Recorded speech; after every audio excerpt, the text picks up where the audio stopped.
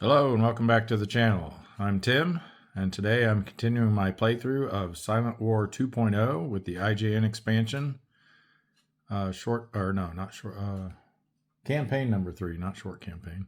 Campaign number 3, Turning the Tide. We're getting ready to start week 2 of April 1944. So let's jump right into the action. Starting with the war event phase. 0 to 3 on the black die will indicate a war event. And we got one. It's number 5. Let's see what that is.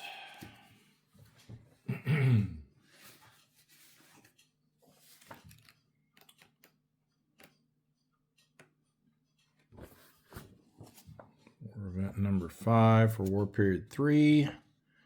Special mission airstrike on Palau. The player must deploy 12 submarines to Palau. Only contacts with TF results are used. All right, so let's see who all is going to be able to get to there. So Palau is here. Looks like we can get to it from either the Bismarck Sea or the South Philippine Sea. So it looks like all of these are returning. Looks like Bluegill might be the only one. Is there some? No, there's a couple here. Okay, so the Porpoise and the Pike will respond to that as well. I think that's it.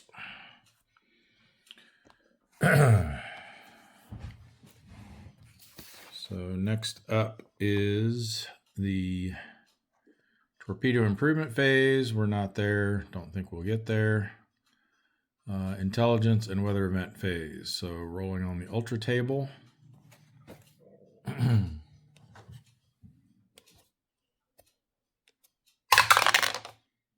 9.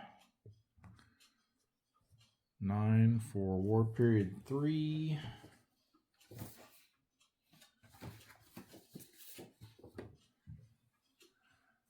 It's going to be the Sea of Japan and the North Philippine Sea. We'll mark those. Sea of Japan, North Philippine Sea.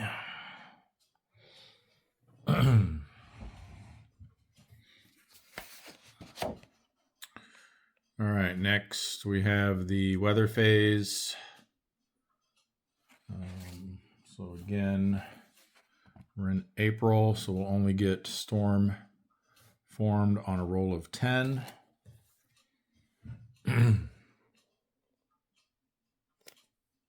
Or 10.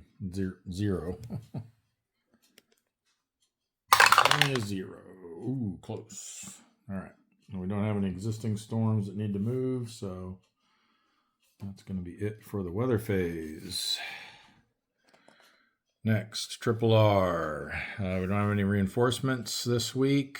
Those all come in on week 1, unless you're using that optional, I forget what it's called, graduated reinforcements, or basically where they get spread out through the whole month. But we're just bringing them all in on week 1.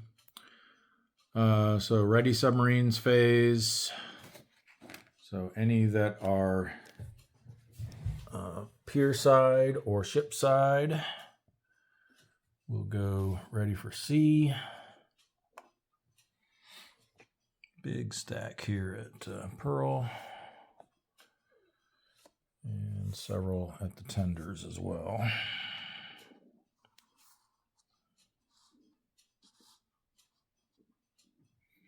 All right, and we'll roll for those that are in the broom box. We'll start here with the Bushnell. So the snapper is going to need a 4 or less. Got it. Darter needs a 5 or less. Got it. And the Tang with Super Skipper Andrews also needs a 5 or less. Got it. All right, the Parch, 5 or less. Yes. Hot this week on the readiness. 5 or less for the halibut. Yes. 5 or less for the flasher. Yes. And 5 or less for the kingfish. Yes. Wow, 100%. See if we can keep that going. So we got a few here at Fremantle. Bring them down here. We've got the Thresher needing a 5 or less. Yes. The Sea Dragon, 4 or less. Oh, there's our first failure. And a 4 or less for the Swordfish. Yes. All right, so these two ready for sea. This one pier side. And we just have one ship in the broom, or sub in the broom box at Pearl. The Rattan needing a 5 or less, and they get it. Wow. So all but one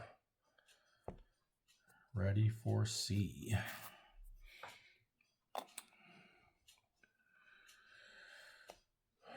Okay, that was great. Then we need to do our repair checks. So we got a couple here in repair box 1 at Pearl Harbor. So they're going to need an 8 or less. So first up, we got the Apagon. So we can roll these together, I guess. Black die for the Apagon, white die for the Redfin.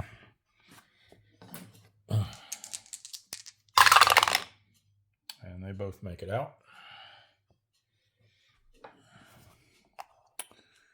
And then we got the heavily damaged Gudgeon needing a 3 or less to advance at Fremantle. Sorry, that was off camera. 3 or less there. Ooh, nice. All right, so they will need a 5 or less next turn. All right, that was a great triple R segment. And then the fourth step of the triple R segment, which doesn't start with an R, is prep for operations phase. So we're just moving everybody up to operating.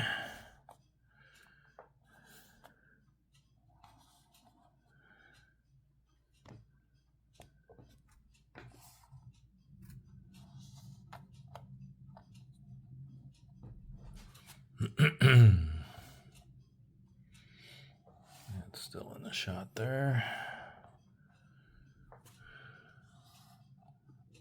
And last but not least, Sea of Japan. Okay. Oh, we do need to double check. No, we don't. That only happens at the beginning of the month as well. I was going to say we need to double check and see if any IJN ships are entering or leaving the mix, but that is also at the first of the week only, so we're good. Alrighty. That will take us to the operations segment. So we're going to start with all the ones that are coming home. We've got these guys that tried to get into the Fulton last turn and were unable to, so they'll go back to Pearl. And no red boxes, so don't need to do a transit event check, damage check for them. Ooh, heavily damaged. They will go in repair box 3.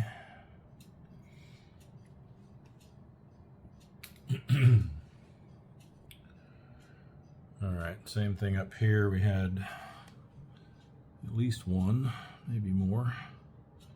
I guess it was just one that tried to go into the Sperry and were unable to, so they will also come back to Pearl. No transit event check needed. Roll for their damage. Huh, also heavily damaged. Yikes.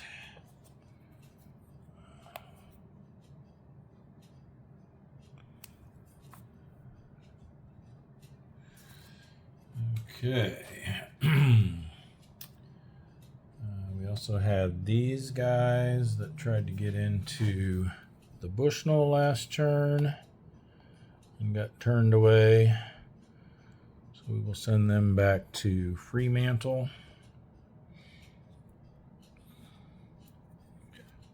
There is a red box here, but since they're on their transit side, they get a -1, so they won't need to roll for that. Damage check for them. There we go. Superficial. So they go straight to the broom box at Fremantle. All right. Who else we got here?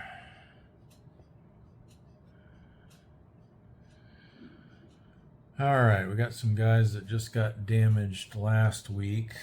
So we need to see if they can get to a tender, hopefully. So these ones, their only option is going to be making it back to the Bushnell. So we'll try that. Only one red box on transit side, so they don't need to roll. We'll see if they have superficial damage or not. They do not, so they'll have to move along next week. Same for these guys. They'll come through here to here. Only one red box along the way, so no roll needed. Let's not take that off yet. Damage check. Ooh, definitely not. They will have to head back to Fremantle as well.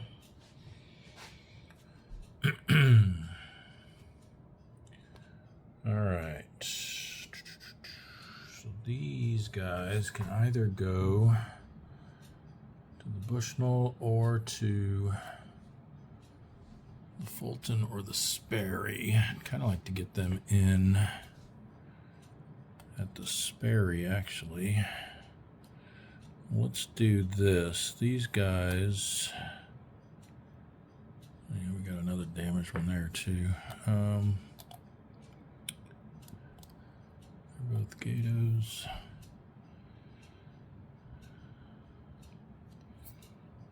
How's the Sperry looking capacity-wise? They've only got 3 there right now.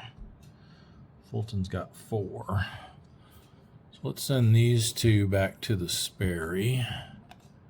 They can get in no problem. Again, they don't need to roll for transit checks. So they'll just go straight to the broom box.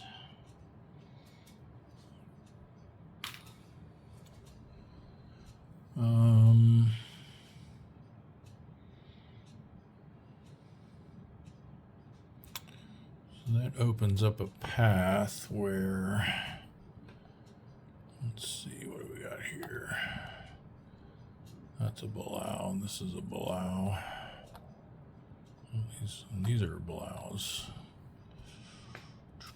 So the Sperry can take 1, 2, 3, 4, 5. They can take 2 more. And we've also got these guys that got to come back to there, though. So we better leave those spots for them. Like, let's do that now. Well, they'll have to roll, so let's do them one at a time.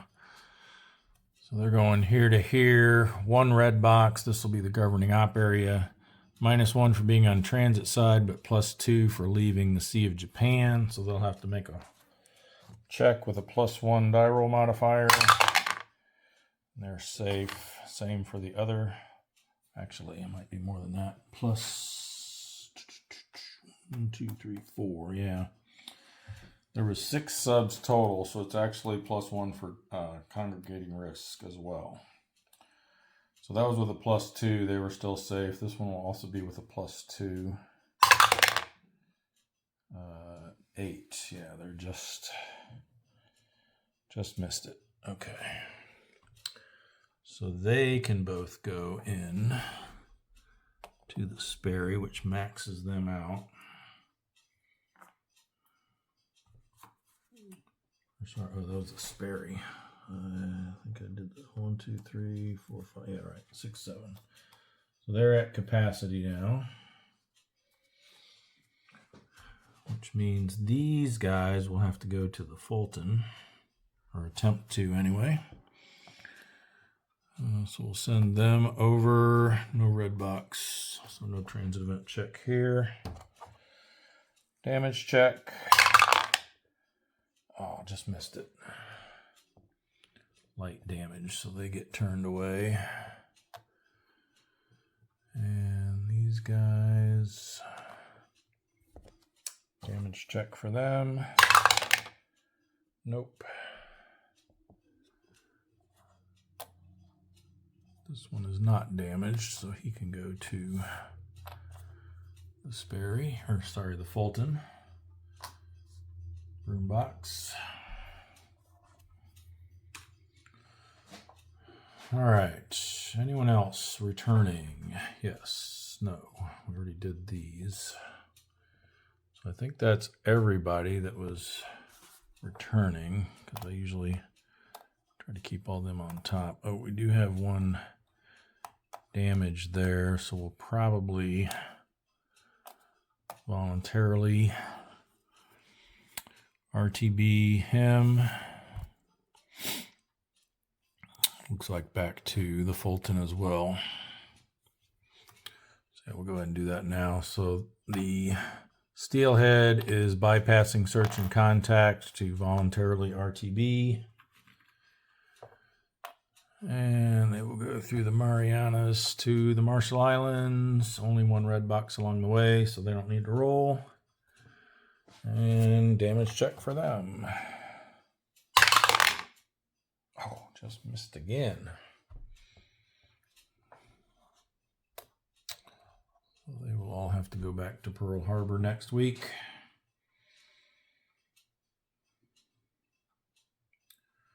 All right, I think we're ready to start doing some patrols. It's going to be a light week. Don't have very many subs out on patrol this week, so that's not good.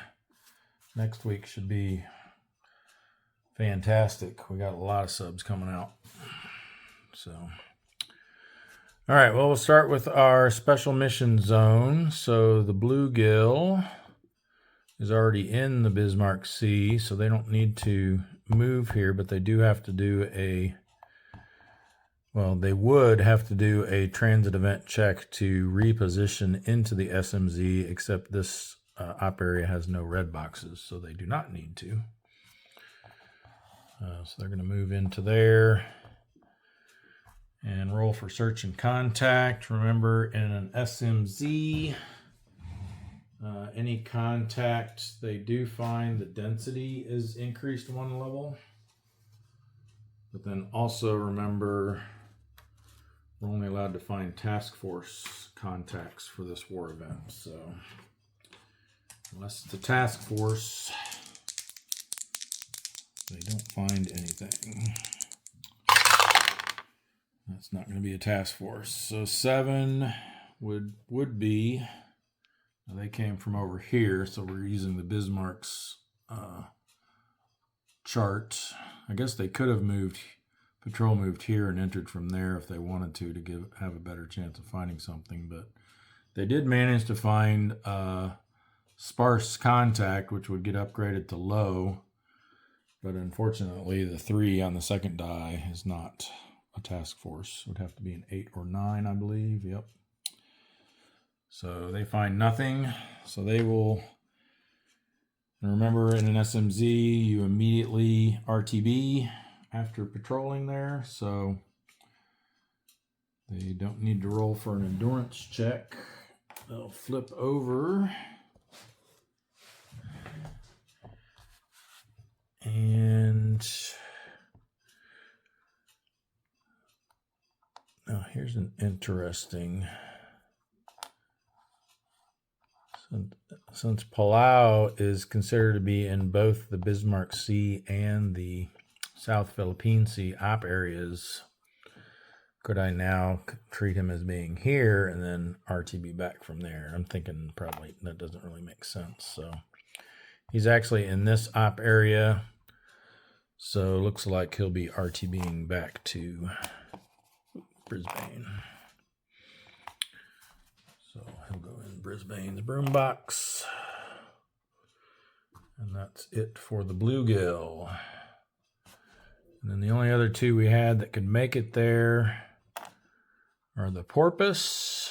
Now they'll be entering from this op area, so they will need to do both, and it does have a red box for this war period, so they'll need to do a transit event check for entering this op area and then another one for repositioning to the special mission zone. So initial one, for this one, only a 9 will matter. And of course they get a 9. Let's see, 7 and 6. Uh-oh, that might be something. 7, let's tilt this down a little more. War period 2 or 3, 7 is going to be this row, and then 6 is spotted. So they've been spotted.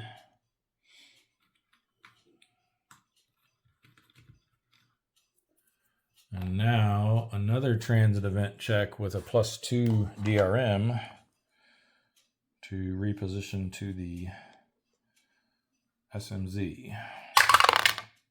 And that's going to trigger another transit event check, or roll on the transit event table, I should say. And this, 9-1. Well, the 1 sounds okay. 9-1, so they're still just spotted, so you can't be double spotted, so that doesn't really have any effect. All right, so they're gonna roll for search and contact. Again, we need an 8 or a 9 on the white die for them to find anything. Ooh, we got it. 8 is gonna be, well, normally would be moderate density, but since it's an SMZ, it gets bumped up to high density, and it is in fact a task force. So high density task force for war period 3, and I know I've mentioned this several times before, but it still irks me, I guess is the best word, that a high density task force has more ships in it, or fewer ships in it, than a moderate density task force. It makes no sense, but same thing in war period 4. All right, but we got 1, 2, 2, and 4. All right, well, the porpoise being a P1 is not really the sub I would choose to go after a task force. I think we're just going to stick down here in the kiddie pool and go after whatever's here in column A and possibly column B. In fact, I think we go cautious so that we only have to flip 1. There we go. That's right up his alley. So we've got single merchant, 2,000 tons. We still place 2 TDC markers though. So let's do that. The other one here just in case we need it. +1 on that one. Ooh, -3 there. That's tempting, but we will play it safe and go after this guy here. All right, so we're looking at 1 + 1 is 2 for their defense. We have 5 for our attack thanks to our +1 torpedo value. So we're going to need a 3 or less.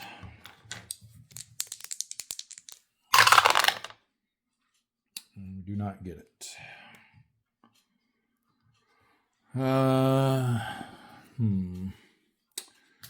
So if we stick around for the re-attack, we have to flip this one over.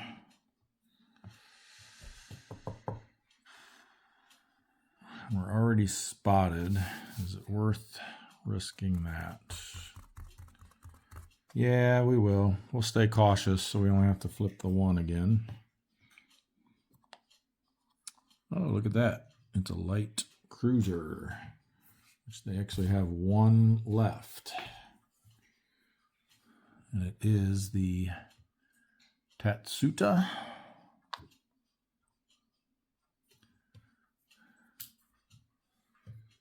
Okay, so let's see if we can get a nice shot on that one. That would definitely be more desirable than the merchant ship.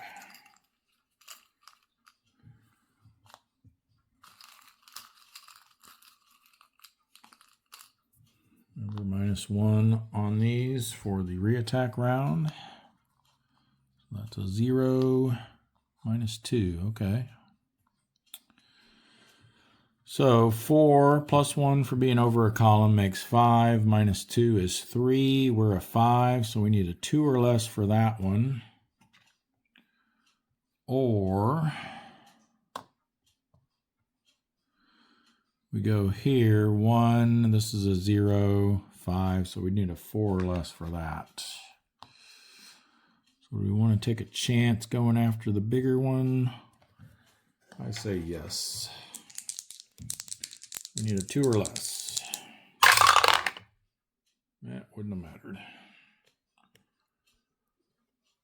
Okay, again, no counterattack. I should have mentioned no counterattack in the first round, obviously. Again, no counterattack this time, so endurance check. This guy's a C rating. Spotted does not affect this, so we didn't go aggressive, so just going to be a straight roll, so he's going to need a 5 or less to stay out. Or no, sorry, no endurance check. We're in an SMZ. Therefore, we must immediately RTB. And again, this one, not again. This one came in through the South Philippine Sea. So we'll go back to Fremantle. And no transit event check needed.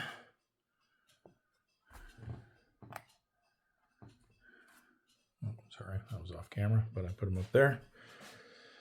All right, and then last but not least, the Pike moving in for the SMZ action. So transit event check into the South Philippine Sea, safe, and then with a +2 modifier into the SMZ, also safe. So search and contact, again looking for an 8 or 9 on the white die, and we got it again. So 4 is going to be sparse, just made it on there. That gets upgraded to low, so it's going to be a low density task force, which will be 1, 2, 2, 3. Not much different than the high density, quote unquote high density. All right, so this is what the Pike found. Again, P1 sub. I think we just stick down here. Go cautious. Just flip over the 1. Oh, there we go. And again, we've got no auxiliaries left other than the Michael, so that's just going to stay there. Place our 2 TDC markers.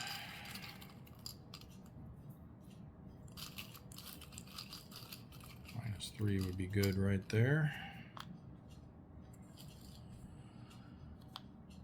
-1, I'll take it.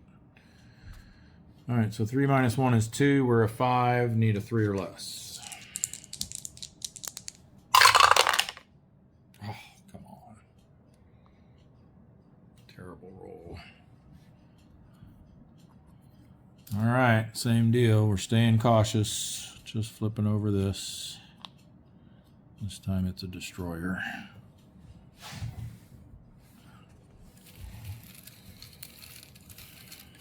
Be a little 1,000-tonner. And nope, we got the Arare.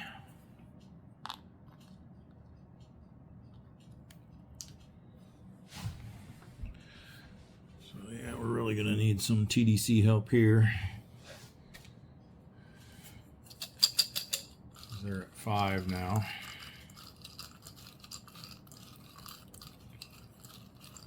Anything negative would be good.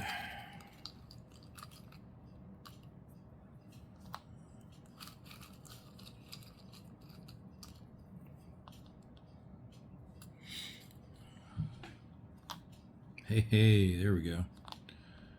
Now, unfortunately, that can't go to -4 with the reattack round, but -3 is still pretty good. So he's going to be a 2 now. We're a 5. So again, needing a 3 or less.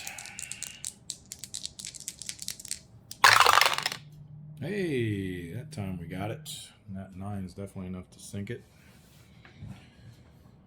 So, our first kill of week 2 of April 44 comes from the pike. Gets AO5T.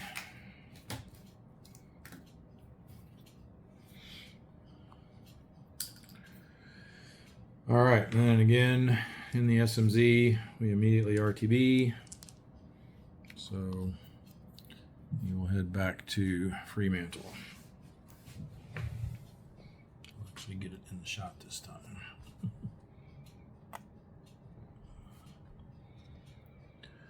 All right, that is everyone that can reach Palau. So now we can concentrate on some other things like this ultra area here.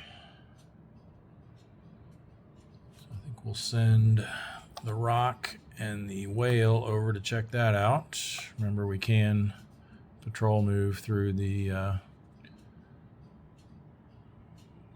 Manila Subic space there. My understanding is that doesn't act, yeah, well, patrol move, you can only move 1, so obviously that doesn't count as a space. So, transit event check, only a 9 matters. Safe, search and contact with a +1 since we're in an ultra area.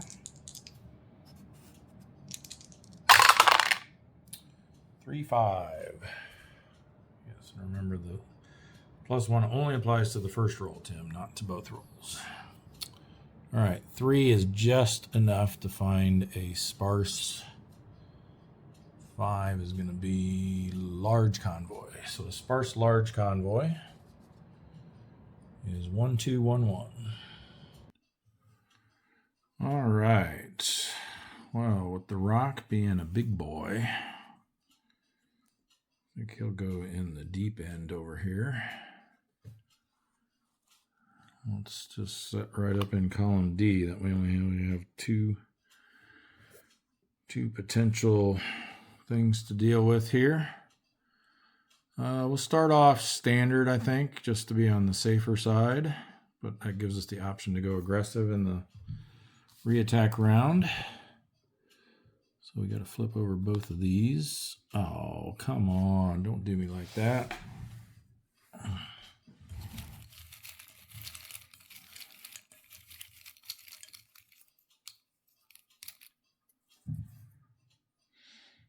The Harusame or Harusame, not sure where the emphasis goes there. And boy, 2 destroyers hiding under meatballs. Fooled me.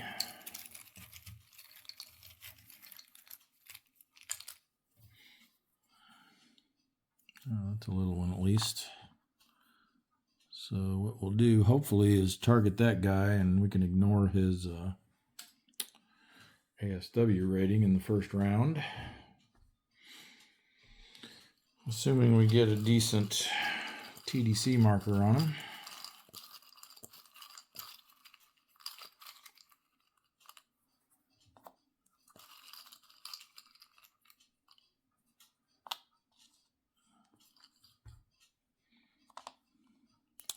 Zero there, zero there. Okay, well, he's got one ASW help from his fellow destroyer there, so that puts him up to a 7. We're an 8, so 1 or less. Nope. And the rock has seen enough. Well, after this counterattack, I should say. So for the counterattack, they still all count, unfortunately. So that's 3. There's where we at? North Philippine Sea, 1 red box, so that makes 4. 3 for the war period makes 7. We have 4 defense. It's not shallow there, so we're good there. So it's going to be the 3 to 4 row. And no modifiers.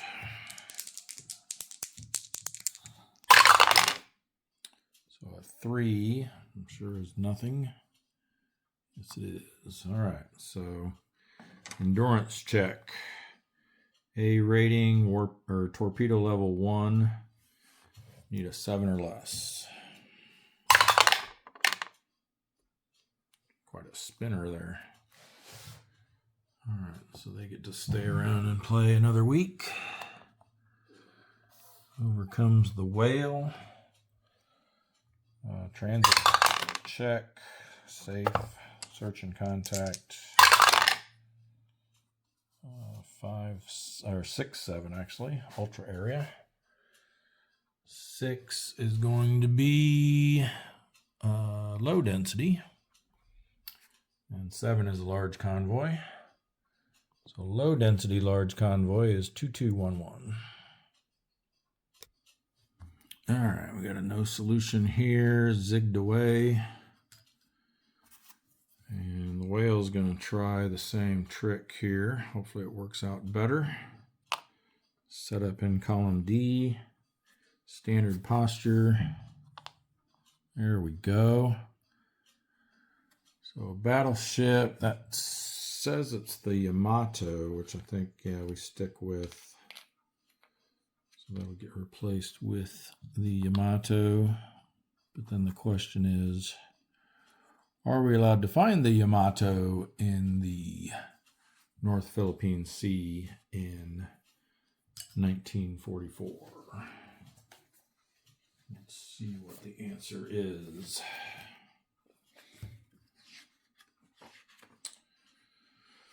So the general rule is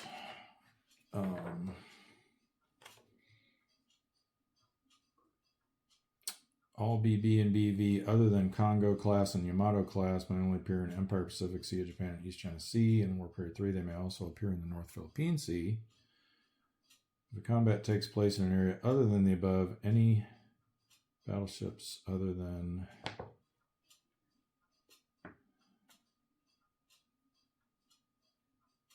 a 32T or a 68T revealed in combat display are placed back in the cup. Okay, so I guess normally, if you're just playing the base game, you can find the Congo class and Yamato class anywhere. But with the IJN, there are some special restrictions on Yamato class battleships. Let's see. During 43 and 44, they can only be encountered in East China Sea, South China Sea, North Philippine Sea, yes, Marianas, or the Carolines. So we're good. So let's see if we can take down the Yamato. That would be awesome.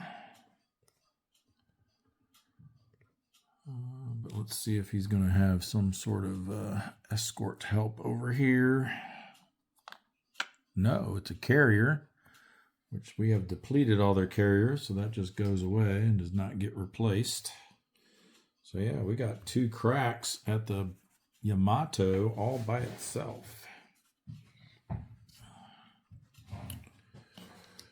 All right, come on, -3.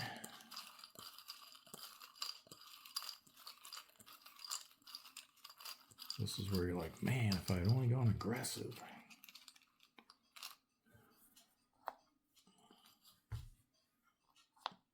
Well, forget that. 11 plus 3 is 14, so that ain't happening. So for round 2, we will switch to aggressive. And hope that we get a -3 instead of a +3.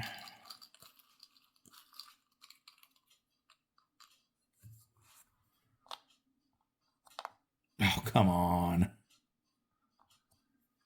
Oh, that's a shame. That's a shame. Just for fun, let's see what we would have rolled. Yeah, probably wouldn't have been good enough. Even with a -3, which would have become a -4, that would make them a 7. We're an 8. We get a -1 to the die roll, so we would have needed a 2 or less. And I doubt if 6 would have been enough to sink it either. 6 for, yeah, you need an 8 or a 9 with our +1 torpedo modifier to sink that bad boy in one shot. Oh well, at least we got to see her. And didn't get to get a shot off though. All right, so for the whales endurance check, they did go aggressive, so it's going to be +1, so they're going to need a 6 or less. Oh, come on.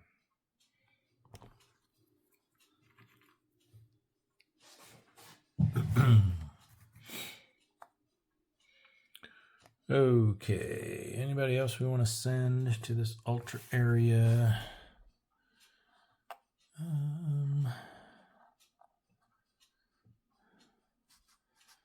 Is that better than the East China Sea? See, the problem with the East China Sea is, well, actually, we'll probably send them up into the Yellow Sea.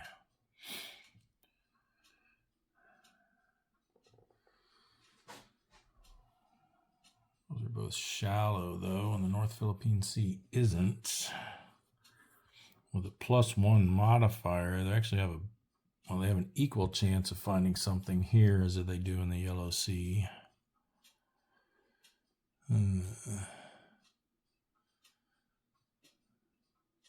Thinking maybe we send at least 2 of these guys down. The other one would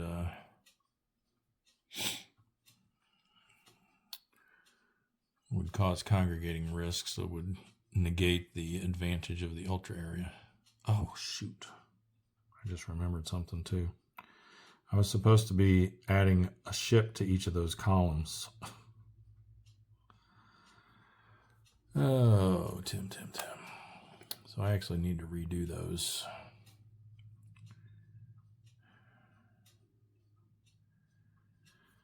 So the Rock found a sparse large convoy, which should have been 2322. So let's go back and redo that. And then the whale should have been 3322. So ignore those last 2 combats. We're going to redo them. Okay, I think we're still going to use the same tactic for the Rock. I thought about when I pulled these first 3, I saw these meatballs over here. I thought about maybe setting up in A or B, but then ended up getting a couple of rising suns there. So I think I'd rather take my chances over here at finding something nice and juicy. All right, so standard posture.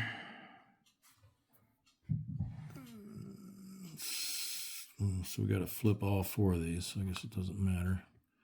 Oh, look at that. We found the other Yamato class battleship, the Musashi.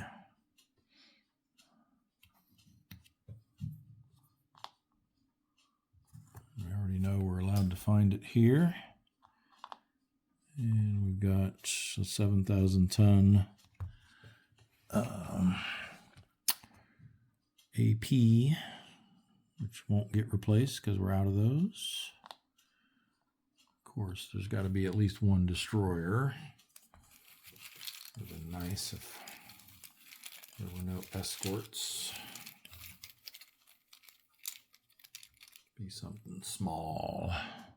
Yeah, okay. Come on, focus.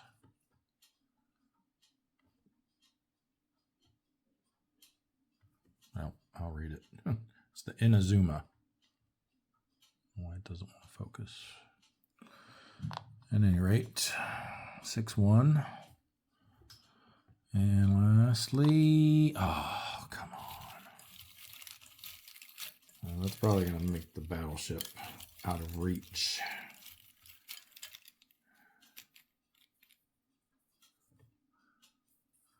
At least it's another small one.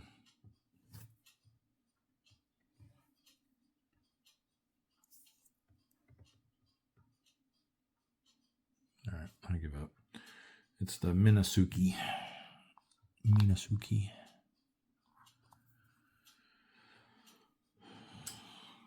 Okay. 4 TDC markers.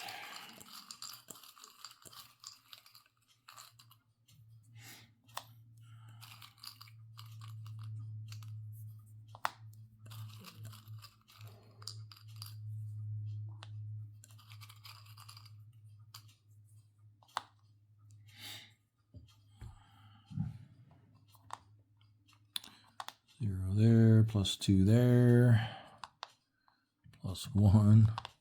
Definitely out of reach. All right, good. That was the one I wanted to get a good one on. So -2, that's going to cancel them out. So we're looking at 3 to our 8. So we're going to need a 5 or less. Oh, come on. Counterattack, they've got 2. 1 red box makes 3, 4, 5, 6 to our 4. So it's going to be the 1 to 2 row with no modifier. Ouch. 9 on the 1 to 2 row is damaged. Well, poo.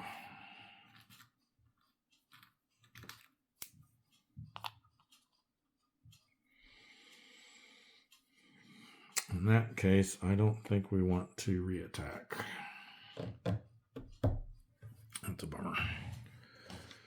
All right, so endurance check with a damaged submarine. That's going to add a +1, so he's going to need a 6 or less.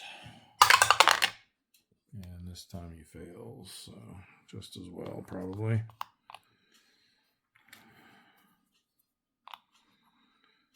All right, and then I'll get the low density large convoy with an extra ship in each column set up for the whale. I'll be right back. All right, well, column B looks pretty tempting. If I remember right, though, I think there's a diligent escort hiding under a red ball in Cup B at the moment. So that's a little bit scary. We just want to try to go after some warships again in column D. Or take our chances in column B. We could theoretically flip over only meatballs. Yeah, let's give that a try this time. We'll try column B. Standard attack posture. Okay. That one stays because there are no replacements for it. As does that one. And that always stays. So far, so good. And we are up to 2 ASW, but... Alright, we do got a destroyer hiding under this one, though. So if he's a big one, we'll probably take a chance unflipping him and flip one of those other ones over instead and hope for something smaller. Yeah, he's a 2. The Ushio. I don't know why that focus doesn't want to work today. Of course, I did turn off that option to allow it to switch lenses, so that might have something to do with it. Yeah, let's go ahead and unflip him. The only thing worse is a 3, and that's pretty low odds of pulling one of those, I think. So we'll take a chance, and maybe one of these will be that light cruiser. Let's do this one. No such luck. Now, if we could just leave that out, that would be nice.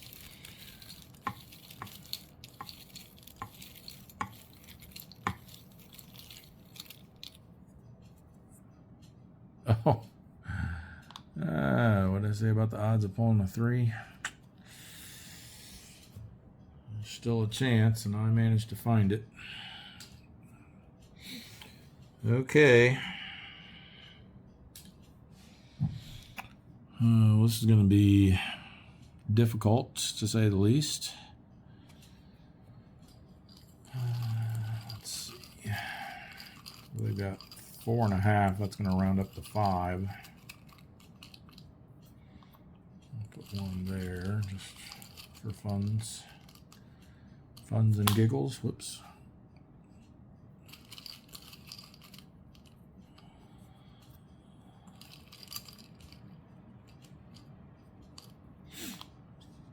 Okay.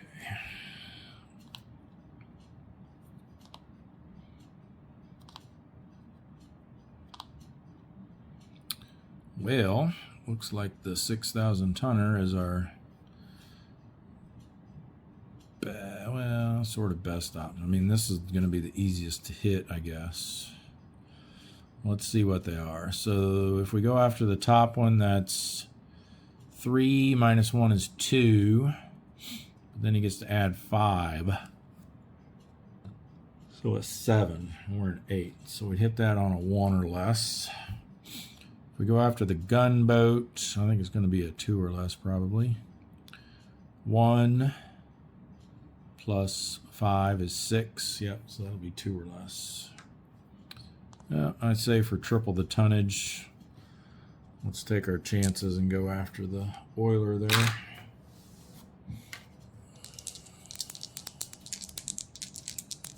One or lower. Oh, saw that 0. Just needed to go bloop. Oh well. So that's a miss. Counterattack. They've got 5. 1 red box makes 6. 3 for the war period makes 9. We have 4 defense, so they're going to be on the 5 to 6 row with no modifiers. 4 shouldn't be too bad. Spotted at worst, I think. Yep. We did get spotted. We're definitely not sticking around, so endurance check. Need a 7 or less. And then 6 or less to get rid of our spotted marker. No, it's going to stay with us. All right, well, that came out differently. Still didn't manage to sink anything, unfortunately. All right, now let's get back to our discussion on, do we want to send some of these guys down? I'm thinking, so the Blau has 5 defense, so I think he'd be better to send up into the Yellow Sea with the shallow water there. So let's bring the Blackfish and the Golay down. See what kind of luck they have. So transit event check. Ooh, gonna have to roll. 6 and 1 should be fine. 6, 1, no event. Search and contact with a +1. 8-0. So it's going to be a small convoy. And 8 is going to be moderate density. And we will remember to add our extra ships in. So 432. All right.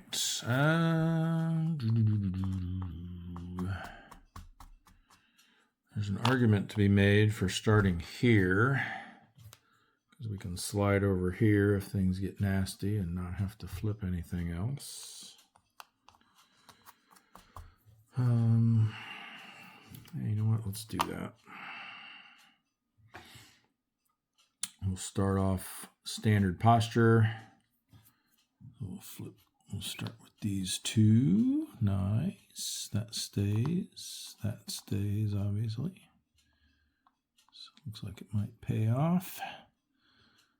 And nice. And nice. Okay. I like it. I like it.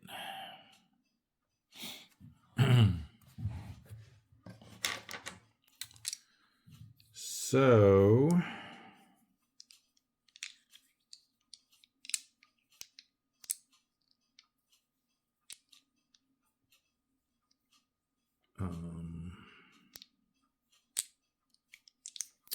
yeah, let's sorry, I started thinking about something else and lost my train of thought. I was thinking about split shot opportunities here. And it made me think, have I been doing split shots wrong? Because I know you get to add your +1 torpedo value into both, like all of the splits. Because usually what I do is say, like, we're an 8. I'll calculate each of them individually based on us being an 8. And then basically shift, figure out how many fewer. No, I think that still works out. Yeah, never mind. I don't know why that came to my head all of a sudden, but if we do a split shot, I'll calculate it both ways just to make sure. But yeah, now that I think about it more, I believe it still works out the same.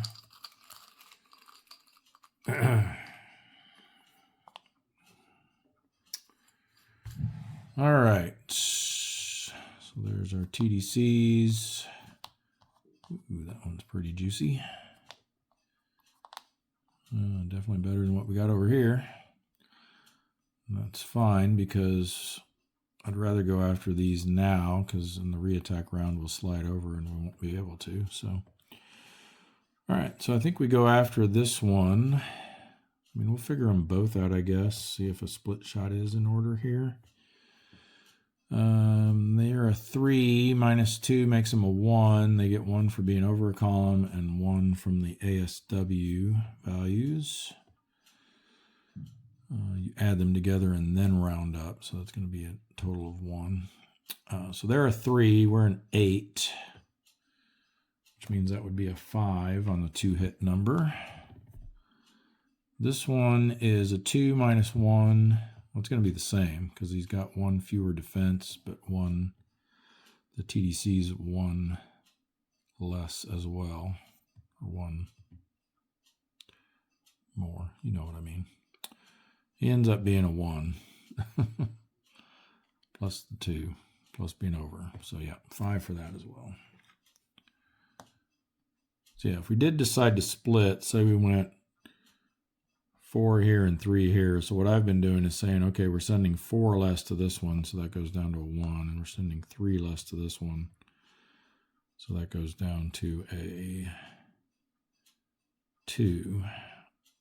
But that still works out right, because you're still getting your +1 modifier on both, because that would then be, because they both ended up being 3s, right? Yeah. So if we sent, maybe not. Oh yeah, because we said we'd send 3 here. If we sent 3 here, with our +1 torpedo value makes it 4, so that would be a 1 to hit. And then if we sent 4 here with our +1 torpedo value makes it a 5, that'd be a 2 to hit. So yeah, it works out. It works out right. I surely would have realized that sooner if it wasn't the case. I think in this case, though, let's just go after the 3,000 tonner. So we'll need a 5 or less.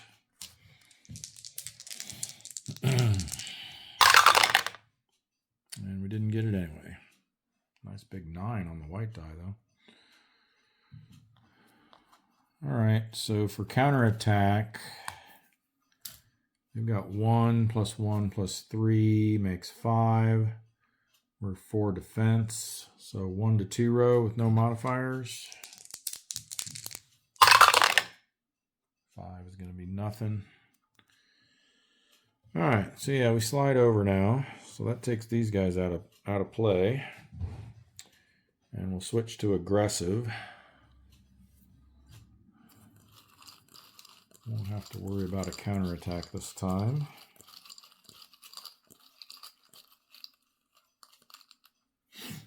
If we get some nice TDCs here, we can maybe do a split shot on these guys.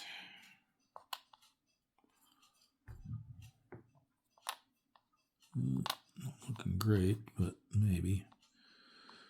So they're each going to get -2, -1 for being reattack and -1 for aggressive posture. So this is a -1, which makes him a 1, which would be a 7 to hit. Yeah, I think we can still do a splitteroo.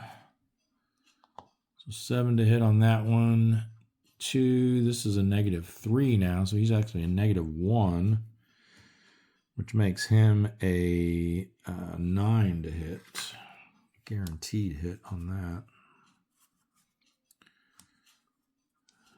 So I think we want to prioritize this one. So maybe we do, if we did a 5-2 split, what would that look like? If we sent 5 here, that would drop that down to a 5. It would drop this all the way down to a, would be 5 less a 3. Yeah, I like that.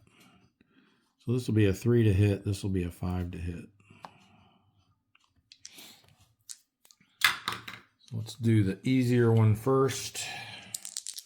And hope we don't roll a super low number and then a high number on the second one. Yeah, I'll still be happy if it's a hit, though. All right, so 5 or less, or no, 6 or less because of our die roll modifier. Forgot about that. So 6 or less. Yeah, we hit it, but a 0 bumps up to a 1, which for 4,000 tons only damages it. Unfortunately, we don't get to follow up on that. And then we need a 4 or less with our aggressive die roll modifier for the merchant. And we got it. 3 becomes a 4. That's definitely enough to sink it. So, but yeah, we should have done those the other way around. I think we would have, well, we would have only damaged the 1,000 ton, but I would have rather had the 4,000 ton. So the Blackfish gets a 1,000 ton merchant.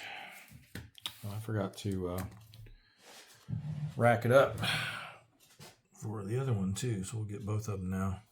Oh, and I did double check.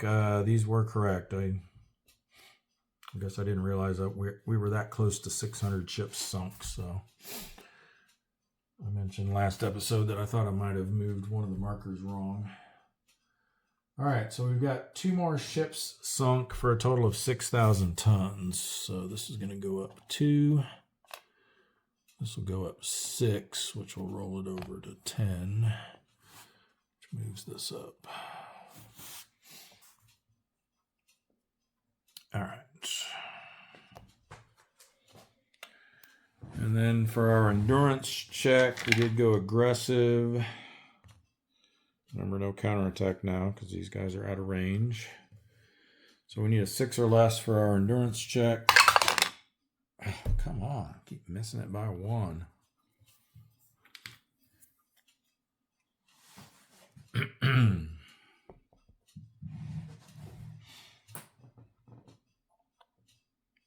See, let's keep him underneath. These two are both returning. All right, the Golay is going to come join the fun. Transit event check, safe. And search and contact +1. Ooh, 1-6. I don't think that's going to find anything. 1 is not good enough, and then the 6 isn't high enough to qualify for a loaner contact either, so they just find nada. So they will get an endurance check with a -1 modifier, which means an 8 or less. Oh, come on. Keep missing them by 1, even when the number changes.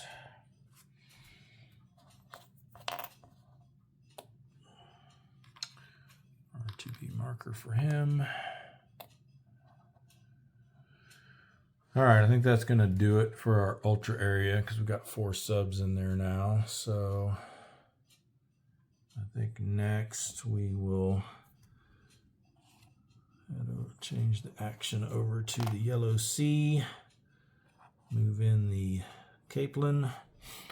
So they get a +1 to the transit event check. So 8 or 9 is what we want to avoid now for this one. 0. And then search and contact. 0-9. Ooh, I think that will be a loaner. Yes, indeedy. So 0 is a white box. The 9 is a red box. So that means a loaner contact. And I definitely need to refresh my memory on this rule.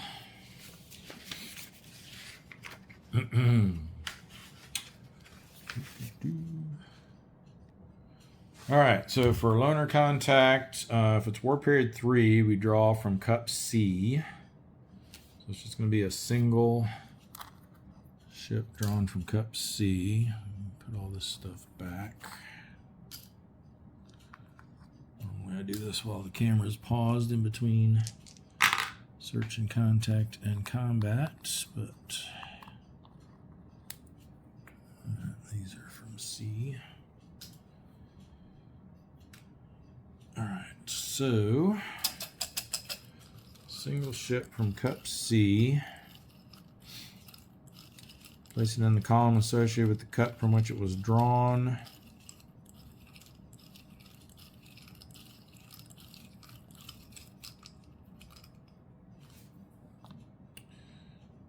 Right.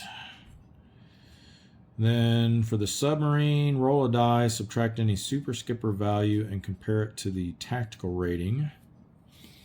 If it's equal to or less than the tactical rating, it goes in the same column. Otherwise, it goes in an adjacent column. So our tactical rating is 4. So we're looking, and no super skipper. So we're looking for a 4 or less here. And we got it. So we set up in the same column. Then it says, resolving order combat, reveal the target unit. If it's a combat event, roll a d10, blah, blah, blah, blah. If it's an aircraft, it gets a single counterattack round, and then combat ends. Or if it's a surface ship of any type, proceed to the combat procedure below. And then the procedure is resolve combat normally. So my understanding of how this works is, because it specifically says to reveal it before starting the resolving combat, is we get to see what it is before we even like decide our posture or any of that kind of stuff. So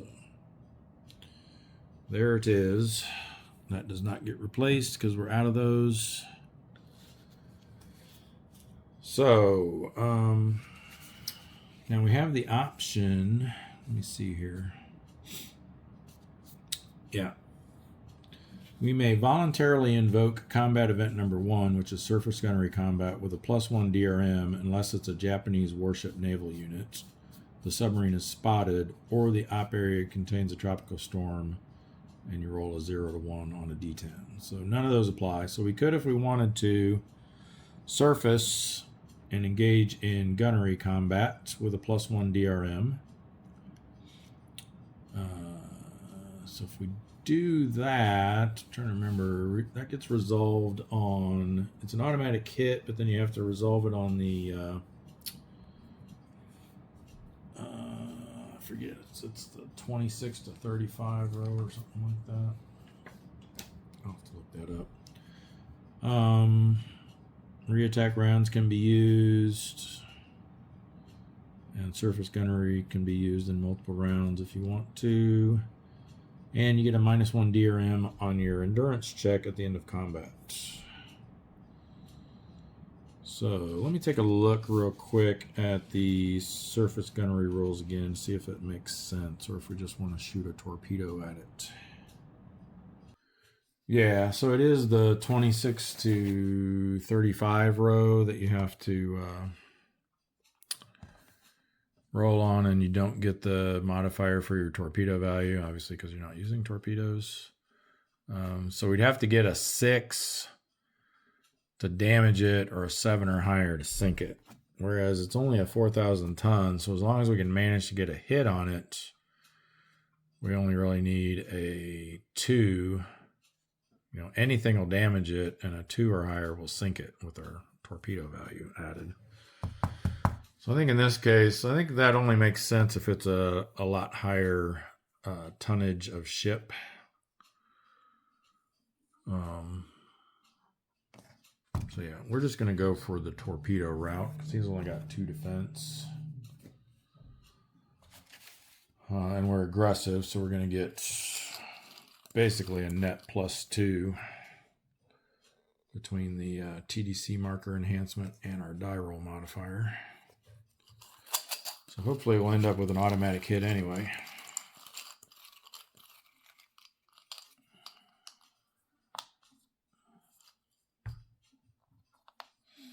Yeah, maybe not. So that +2 becomes a +1 because we're aggressive. So he's a 3. We're an 8.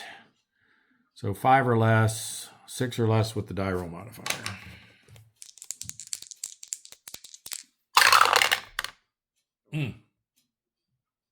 Wow. Just missed it. Got this thing going now of missing my rolls by 1. Let's just double check our math to be sure. 2. The TDC is a +1, so he's a 3. We're an 8. 5 or less. Die roll modifier, 6 or less. Yep. Just missed it. So we'll go to reattack. Staying aggressive.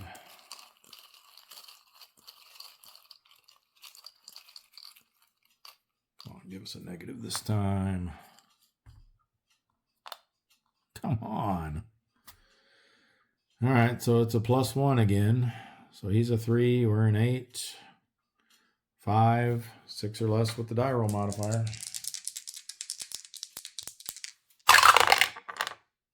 There we go. That 5 becomes a 6, which is well more than enough to sink 4,000 tons.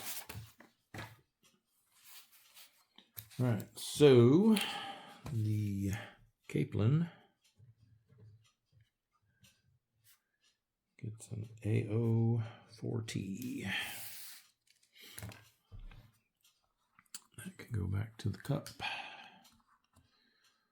And then we get a -1 DRM for our endurance check, but we went aggressive, so that's going to cancel out basically. So we need a 7 or less. Hey, we hit it this time. So he gets to stay in the Yellow Sea for another week. All right. right, I guess we might as well go to our other ultra area next, the Sea of Japan. See what we can do up here, starting with the Pakuda. Search in contact with a +1. 4, 6. Reading them backwards there. 4 is going to be low density. 6 is a large convoy. Put extra ship in each column. So low density, what did I say, large? Yeah, 6, large convoy. So 3322. All right, again, tempting down here, but we want to go battleship hunting. We're going to set up in column D. Standard posture, sure. Look at that, the Musashi. But can we find the Musashi in the Sea of Japan? Yamato class battleships. East China Sea, South China Sea, North Philippine Sea, Marianas, and Carolinas. Bummer. If it's drawn outside of the indicated waters, simply remove the counter, return it. No ship is drawn in its place. That's a shame. And the Yamato. We found them both, but they're not really there. Okay, then. What do we got over here? A cruiser, which they have none of. That goes back into Cup C. Put those right.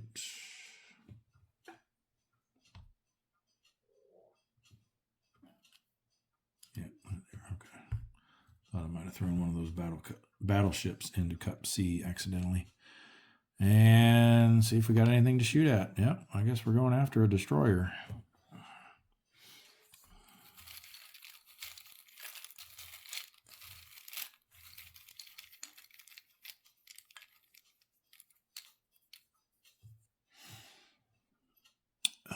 It is the Waka. Can't read it through the camera. Wakasuki.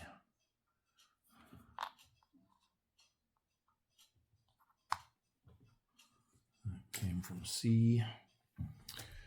All right. Well, let's see if we can take him out. We can ignore his ASW value on the initial attack because we're getting the jump on him.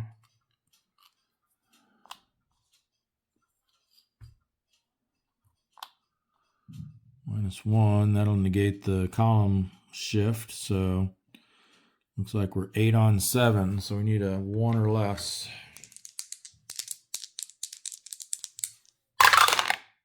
Nope, missed it by 1. That's the story of this week. All right.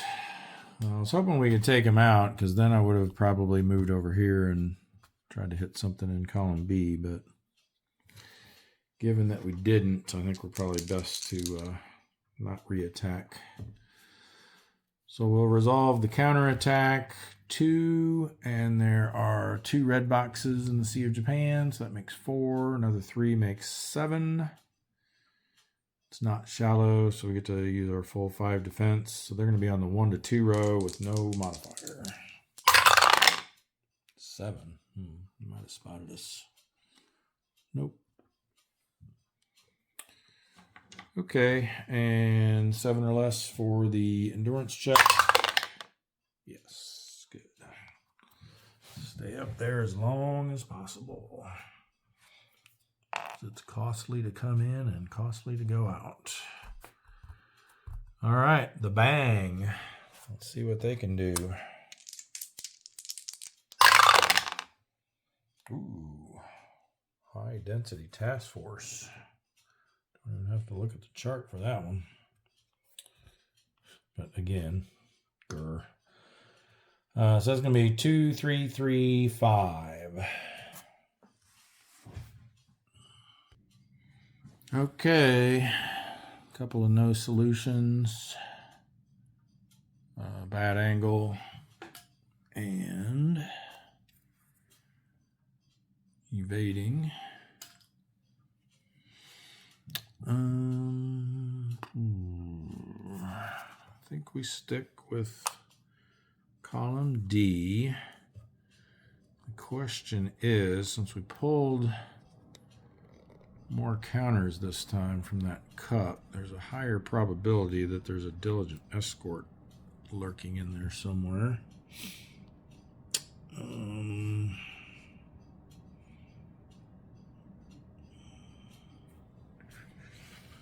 contemplating going cautious for the first round instead of standard.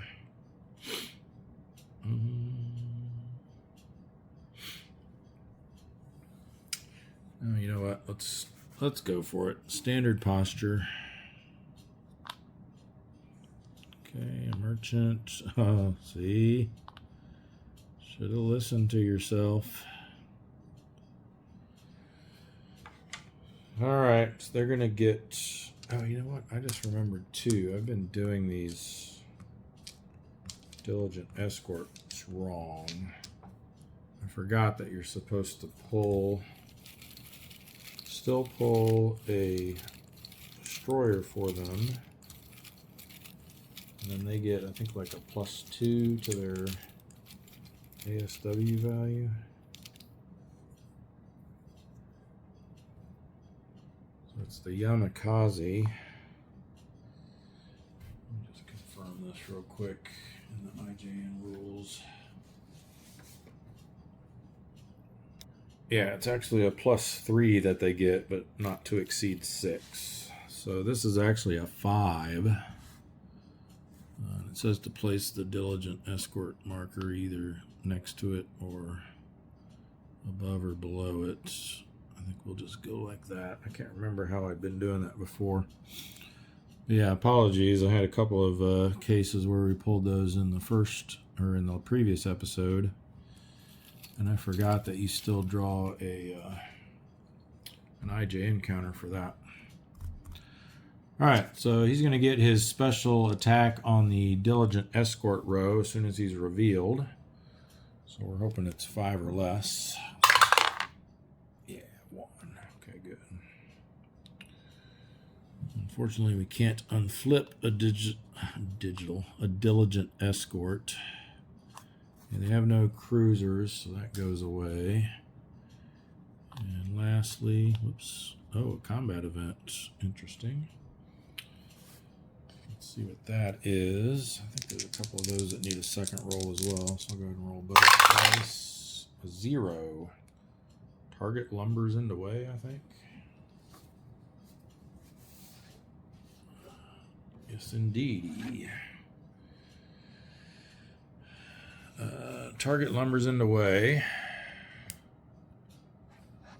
Japanese ship suddenly crosses the path of one or more torpedoes. Conduct the combat phase normally, but prior to conducting the first attack round, choose any face-down red ball flagged ship in the submarines or an adjacent column, reveal it, and determine if it is sunk. To do this, roll a die and add the current torpedo value to the target. In the attack round normally, if no eligible ships are on the display, ignore the event. Note, a diligent escort revealed this way does not get to roll on the counterattack table as if revealed in 1413. Okay, let's hope we don't do that. All right. Unfortunately, there are no red balls in our or unrevealed red balls in our column or an adjacent column, so it gets ignored anyway. So we're left with that. A 1,000-ton merchant protected by a diligent escort.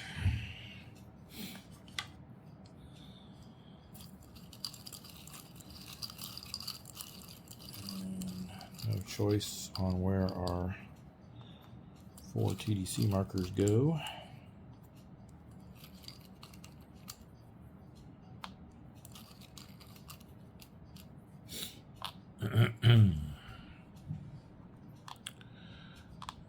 -2 +3 -2, good, and +2. All right. So we are going. Oops. Forgot I had the camera flipped up. So that's what we ended up with for TDCs.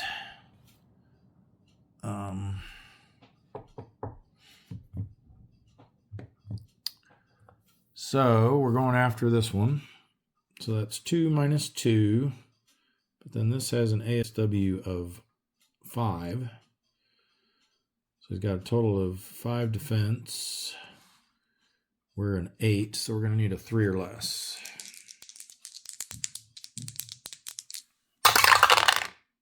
Oh, look at that. 5 is definitely enough to sink 1,000 tons. So the Bang gets away with one here. Now let's see if he gets away with it. He might not. Counterattack. They got 5 plus 2 is 7 plus 3 is 10. We have 5 defense, so it's going to be on the 5 to 6 row with no modifiers. Ooh, 7's going to be bad. I don't like to see that 8 on the second die. Let's see. 5 to 6 row, a 7. Okay, it's just damaged. Good. If it had been that one with the plus, we would have been sunk. All right, so we get damage for our trouble.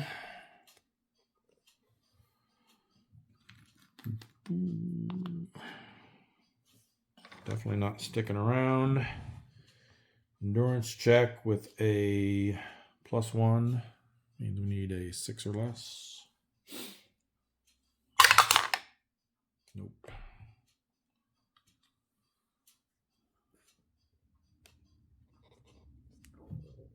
So control side RTB marker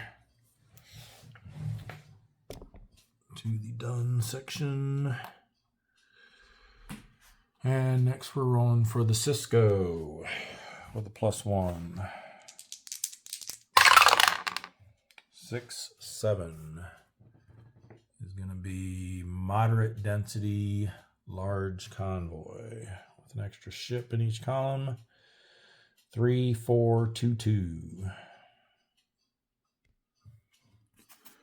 Okay, we're setting up in column D again. Standard posture. It's going to work one of these times. Cruiser, they don't have any. Battleship Yamato, we can't find here. Okay, there we go. And a destroyer.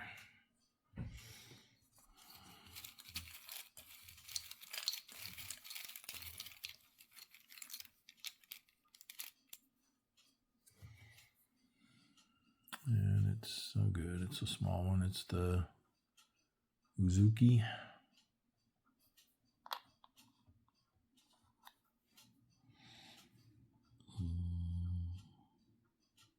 It goes in cup C. All right. Only 2 TDC markers to place.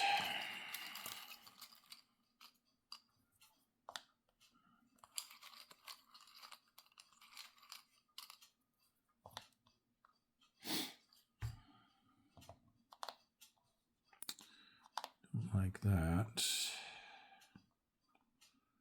Maybe we go after the destroyer and then try to take the other one out in the next round.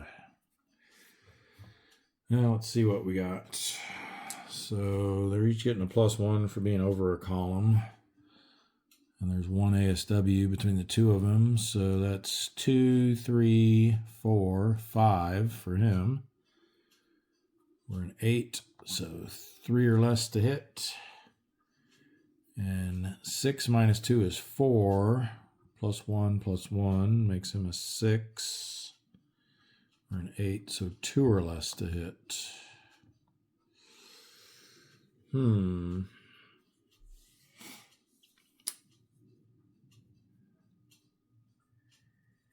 let's just go for the AGT. I forget what that stands for, but some sort of armed auxiliary. 3 or less. Hey, look at that. Good thing we didn't go for the destroyer. 6 will sink 2,000 tons, especially after it's modified to 7. So that's the Cisco AGT 2T. And again, I've been forgetting to add these in, so I don't know what's wrong with me here. I think we only added in the first 2, right? The 5 and the 1 for 2 ships for 6,000. So we've since then sunk 3 more ships for a total of 7,000. So 3 more ships. 3, 7,000 tons. Not going to do very well if you forget to record your ships and tonnage.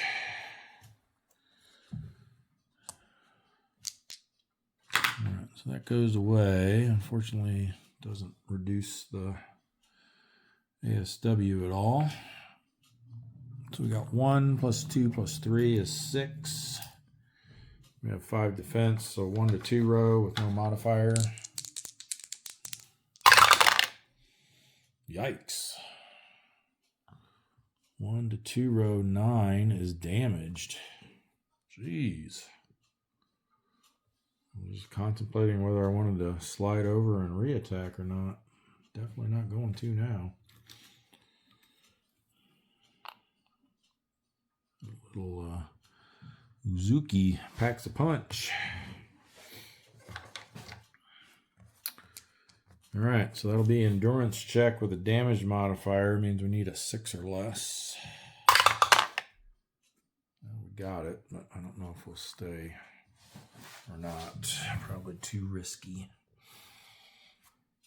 Probably be voluntarily RTBing. Let's get that one on the bottom since he, or no, what am I doing? He needs to go above us though, since he's RTB and we're patrol. All right, and lastly we have the Rasher.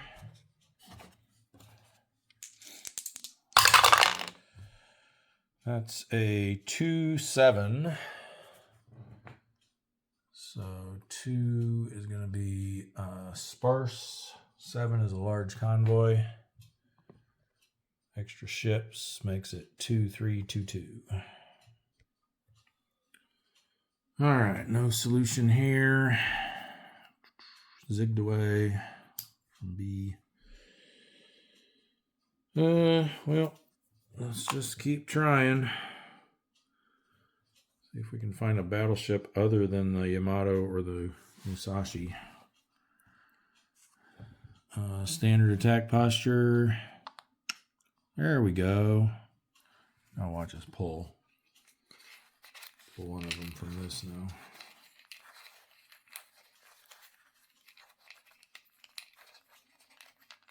So it's still a possibility. Nope. It's the, can't read it. The Fuso.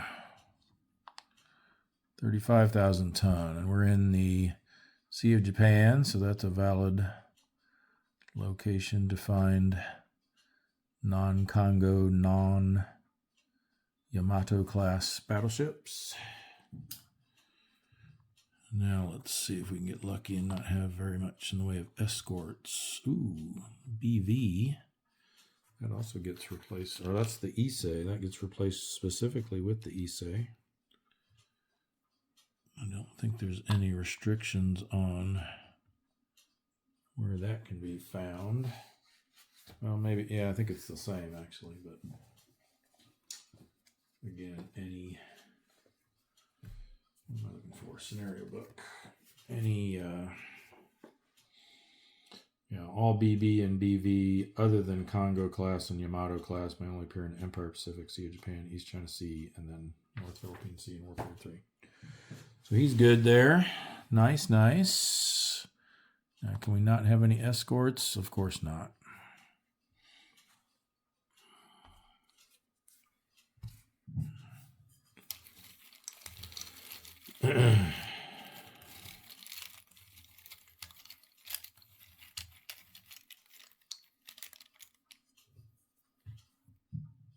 Okay, a little baby one. The Akakaze.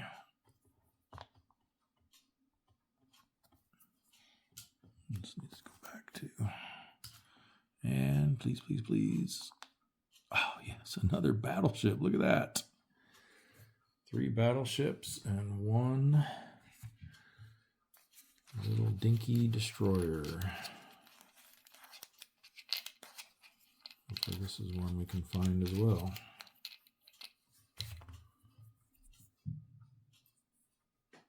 It is. It's the Hyuga.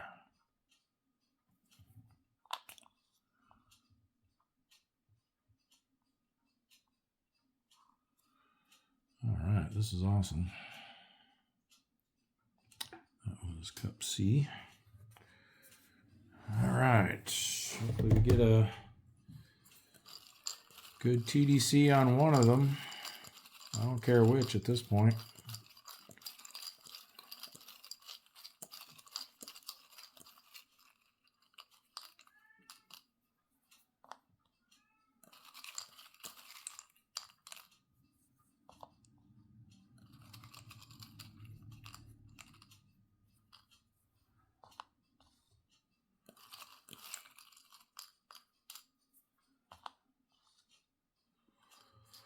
All right, come on, come on, come on. -2, 0, 0. Oh, come on. Why'd you do that to me? Well, looks like the Fuso is the target of choice. We need a 0. He's a 7 plus 1 ASW makes 8. We're an 8. 0 or less, which means 0.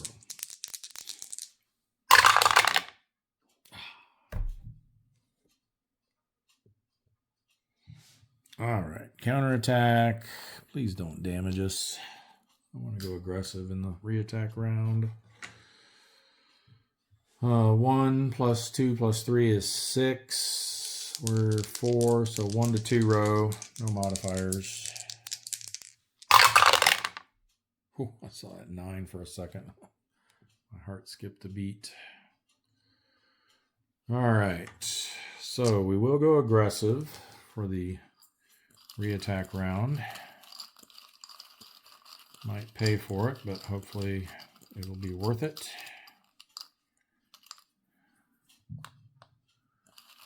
Just give us a -2 on any one of these 3.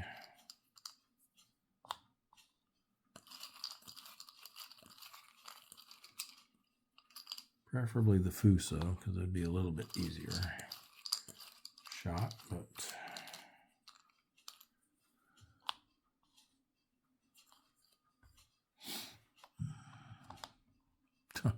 again with a -2 on the destroyer. Well, that's good. We got a -2 over there, -1 there, and a -2 there. All right, so these 2 are going to be equivalent. So we might as well go after the 36 over the 35. So that becomes a -4. So he's knocked down to a 4. And he's got 1 from the destroyer, makes him a 5. We're an 8. So that's a 2-hit number of 3. With our Dyro modifier for being aggressive means we need a 4 or less. Come on, 50-50 chance. And then a big, nice big number on that white die.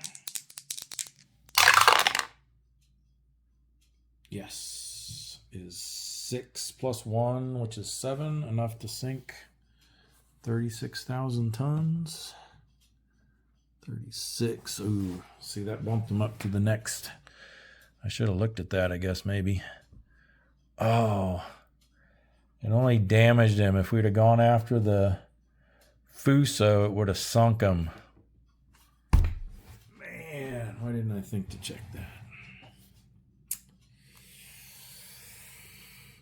Yeah, might as well go after another 1,000 tons. Except it's harder to sink, dum-dum.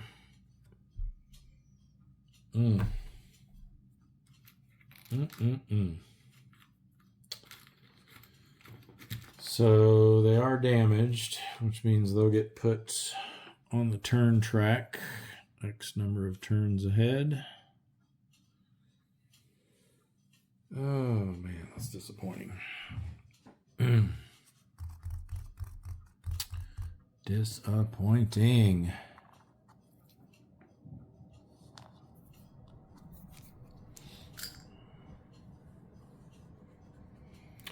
All right. Counterattack again. It's still going to be the 1 to 2 row, this time with a +2 DRM. Ooh, 6 becomes 8. That just missed damaging us. Yep, spotted.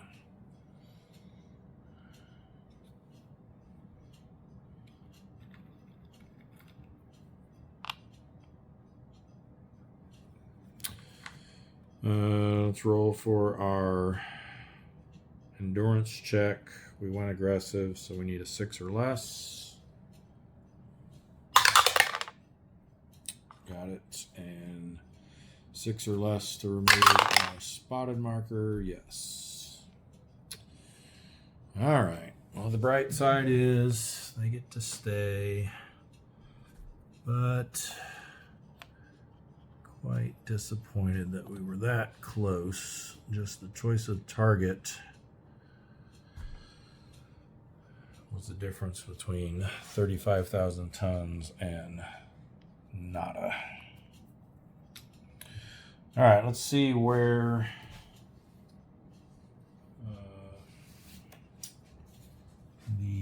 what was that again? The Issei. See where they're going to end up, how long they're going to be out of action.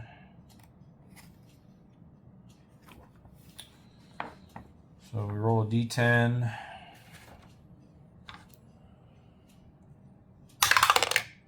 Seven. It's going to be quite a while, I think. Die roll of 7 for 36,000 tons. Means they're going to be out for 14. Is that months? Partial damage and repair. Yeah, it's a number of months. Wow. So yeah, they're basically out. Because I think 14 months from now, the scenario is going to be over one way or another. That's a shame. That's a shame. So 14 months means 1, 2, 3, 4, 5, 6, 7, 8, 9, 10, 11, 12, 13, 14. They'll come back in July of 45. I'm going to set them up there to show that it's not this year, but the next year.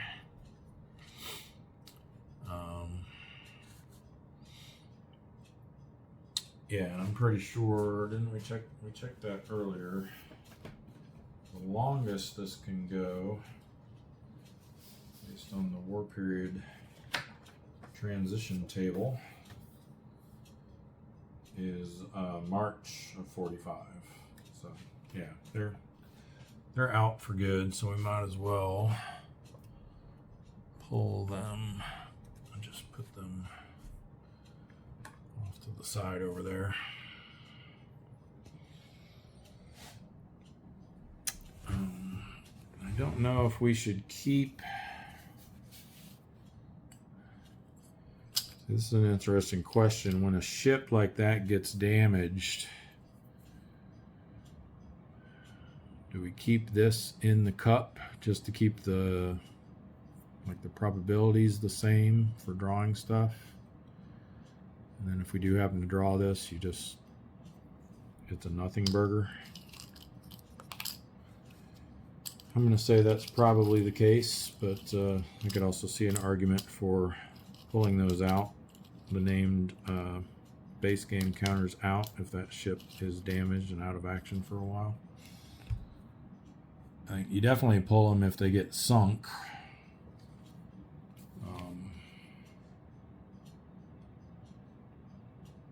Yeah. So yeah, I guess maybe the same would hold true then. Like when they get sunk, you pull those out, so that's changing the odds of the chip pulls as well. So yeah, I'm gonna say I'm gonna make a house ruling here, or my own determination here that we're just gonna pull that out of the mix. And if we were playing until they came back, then it would re-enter at that point. We're just going to leave it out for now. Well, for the rest of the scenario. Okay. Alrighty. That's going to complete our operations in the Sea of Japan. I think next we'll go over to the Empire Pacific. We're going to send the Ray into there.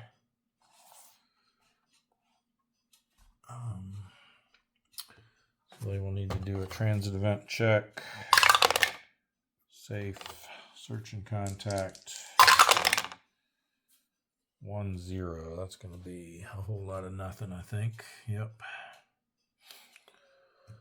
So they will do an endurance check with a -1. They get to stay out.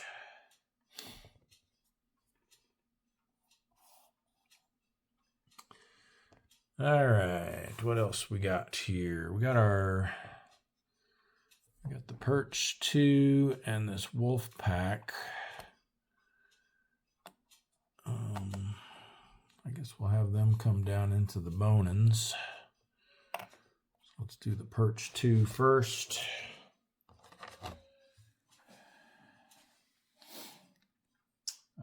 Transit event check. Safe. Search and contact. 8-9. That's going to be a task force of the moderate density variety, which is actually the biggest. 2, 2, 3, 4. All right. No solution here. Evading. Sorry. Got something in my throat. All right. So we're in the Bonins now, which we can't find. Well, we can still find the 32,000 ton, which I don't think we got any of those, actually. And the 35,000 tons can be found anywhere. But we can't find the Yamato or the Musashi here, and we can't find the Hyuga or the Nagato or the, I guess that's it. So of the 6 battleships that they have left, there's only 2 that we could actually find here. So I don't know, and all their other capital ships are gone, so I don't think it really makes sense to target column D now. So maybe we just go column B, standard attack posture. Let's see what we got. Oh, a destroyer right off the bat. Nice.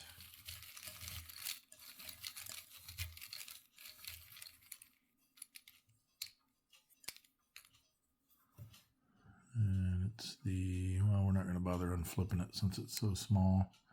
The Akakaze. Let's see what this is. Another one. Great.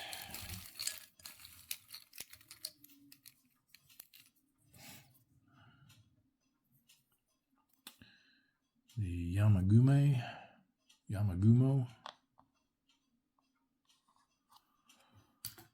I think that one we will unflip, actually. Let me get that counter back. Let's unflip that guy.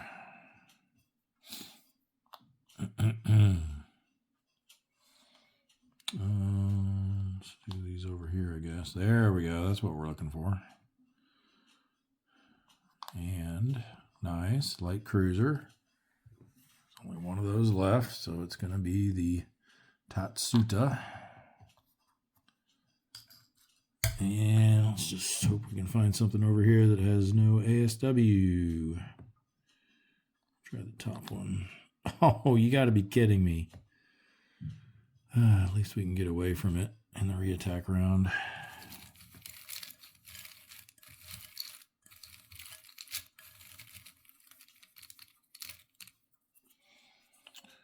And it is the Kishinami.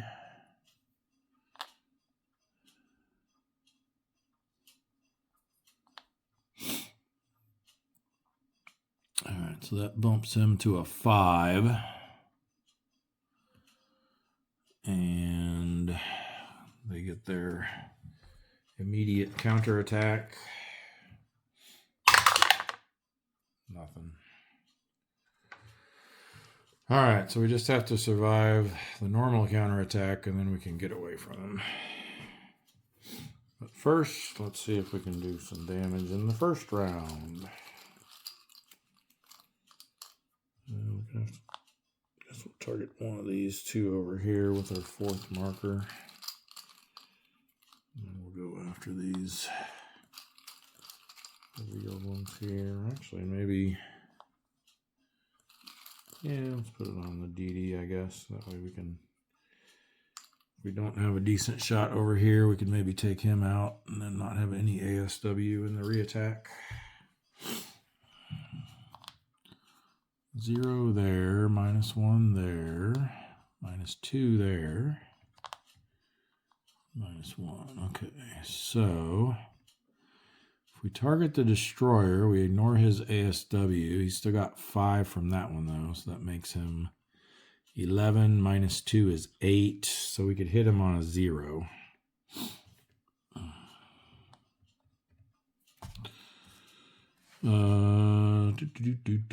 Over here they're gonna have 5.5, so basically 6. So 10 -1 is a 9. So no shot there.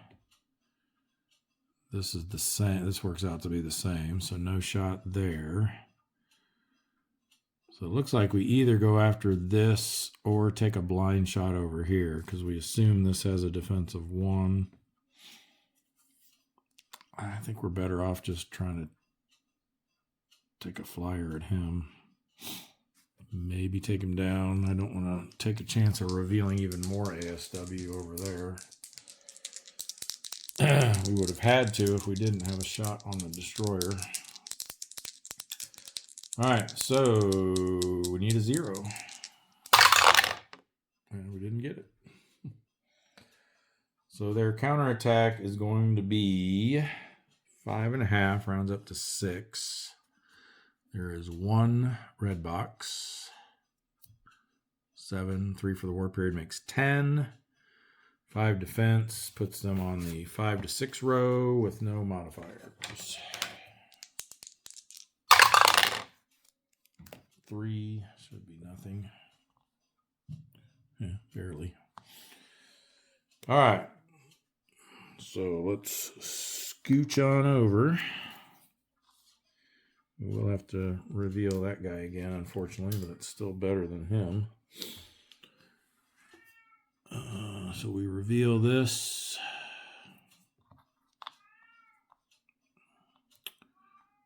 And try again. It goes back into B.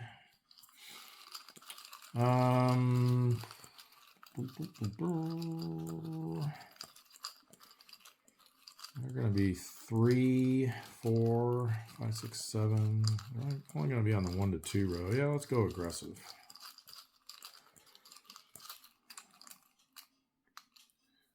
B, aggressive. B-E, aggressive.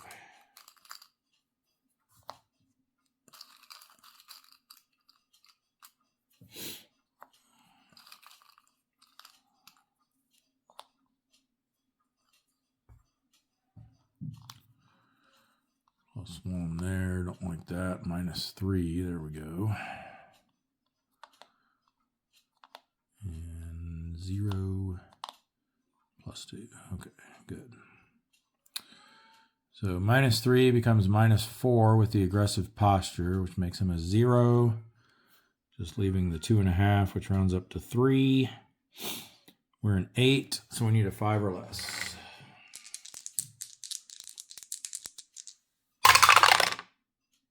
No.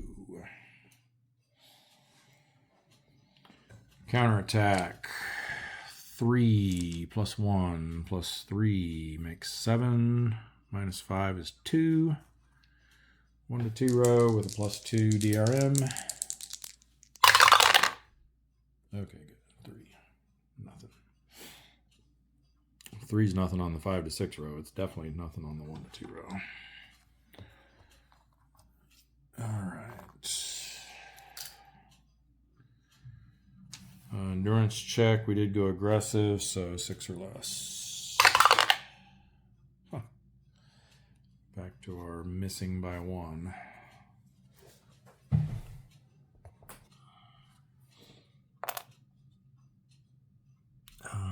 Let's bring the wolf pack in and see what they can do with a super skipper on one of the subs. So they each have to do a transit event check, I believe. Let me confirm that again. Wolf packs. Transit events. Yeah, each rolls separate. Oh, but they get to subtract 1 because they're a wolf pack. So, and there's only 1 red box there, so they don't even need to roll. So search and contact, we need to decide if we want to be a group or a barrier. I'm wondering, because we got to get at least a 4 to find something. I'm wondering if we should be a barrier pack instead. If we do that, then only 1 sub will automatically make contact. The others have a 60% chance. They have to roll a 0 to 5. I really want that Wolfpack experience though, which requires at least 2 to sink something. Yeah, we'll just deploy as a group pack, so it's just a single die roll with no modifier. Need at least a 4. Ooh, yes. Ooh, and they find a task force. Nice. 5 is going to be sparse density task force. 1, 1, 2, 3.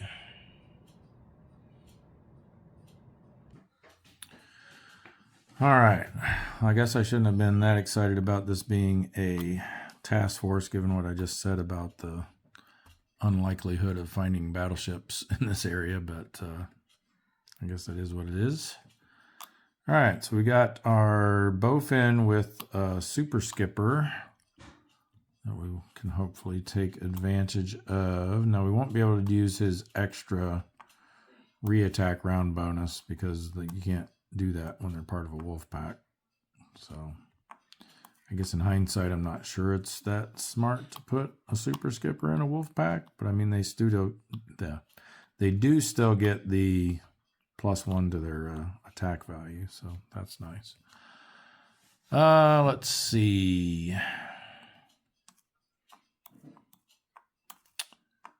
I guess we should probably put someone in column D. Or do we just want to focus on columns A, B, and C? Maybe initially we just focus on A, B, and C. We could slide over to D later if we needed to. So I'm thinking maybe we put that one there. Let's put the greenling there and the tile fish here.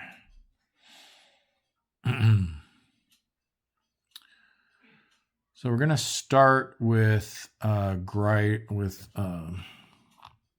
bowfin. I guess this can go here now.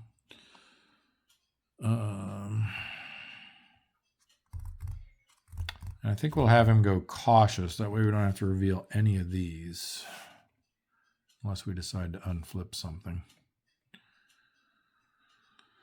So let's take a look at what's over here. Okay, like that. A CS, which I believe gets replaced with a cruiser, which they don't have any of. It's going to be one of these again, looks like. And then another cruiser, yep. So,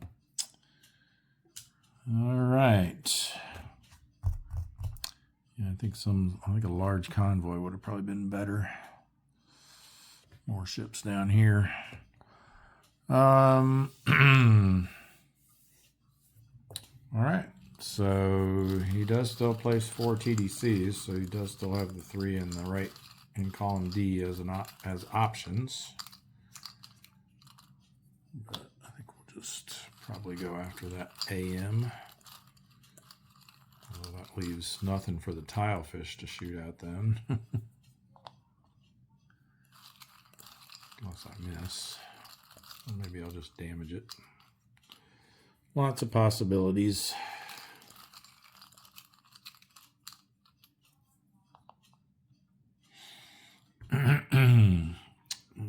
Mark him as being, I think I was using red for cautious. I'm not sure if that makes sense, but maybe green should be cautious. Red is danger, aggressive. Yeah, let's go that way instead. I think that makes more sense.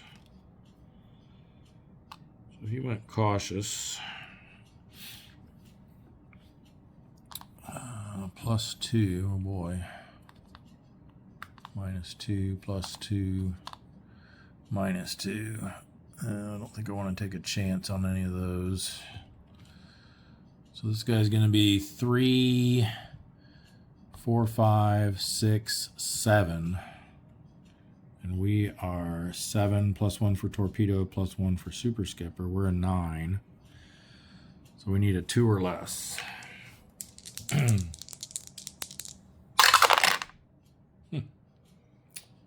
Not even close, as they say.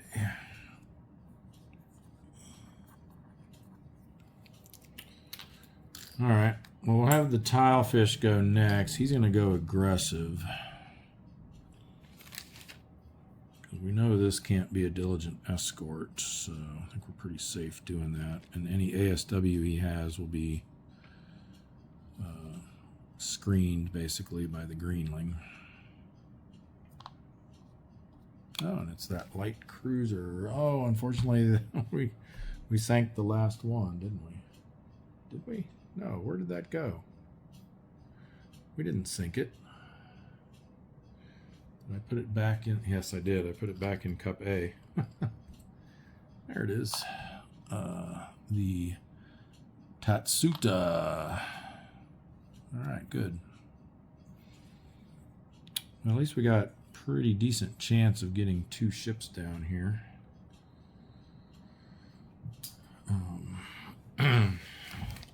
Which would be great for our Wolfpack experience.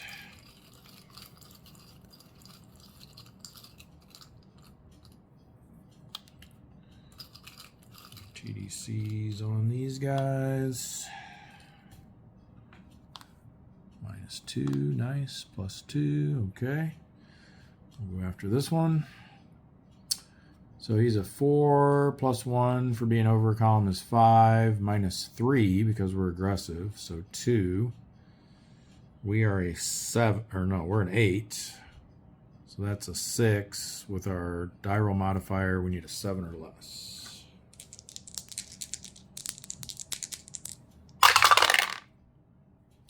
Actually, did I forget? I forgot the ASW, didn't I? Darn it. I don't think we missed it by 1. Let's refigure that. 4 over a column makes 5. Half ASW rounds up to 1, so that makes 6. -2 is 4. We're an 8. So we need a, how did I come up with 7? What did I do wrong here? 4, 5, 6. Minus 2 is 4. We're in 8 is a 4. With the die roll modifier, we needed a 5 or less. Yeah, even forgetting that, I think I did it wrong. I did 4 minus 2 was 2, plus 1 is 3, 8, 5. Die roll modifier 6, yeah. But we needed a 5 or less. We got a 7. So. Wah, wah, wah.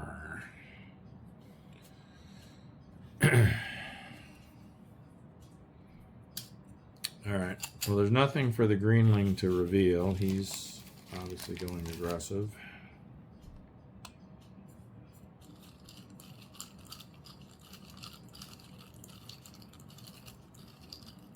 Oh, sorry.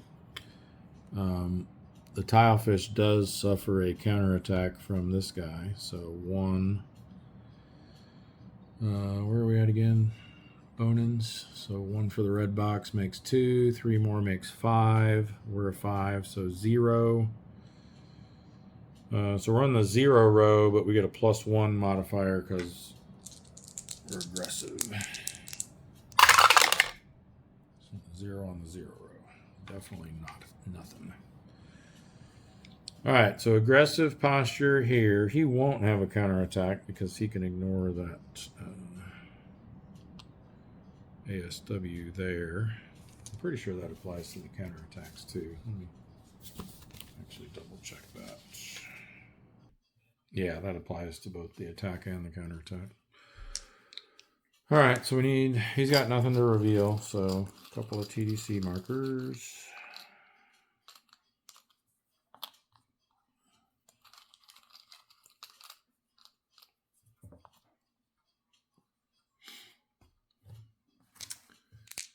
And we got a +1 there, so that's a 0, and a +2 there, or +3 there, so that's a +2. Yikes. So we're definitely going after this one. No ASW, so just 4, 0 for the TDC because of our aggressive posture. We're an 8, so it's a 4 for the 2-hit number. Oh, and actually, I forgot about this. I just noticed it earlier, and I think I forgot it last episode. You also get a -1 to your 2-hit DRM for being in a wolf pack, which I completely forgot about in the previous episode. Not sure if that made a difference anywhere. So actually, if we had missed that only by 1, it would have been a hit, but we actually missed it by 2. So where are we at again? The 2-hit number is 4. We get a -1 for being aggressive and a -1 for being part of a wolf pack. So we actually need a 6 or less this time. 6 or less.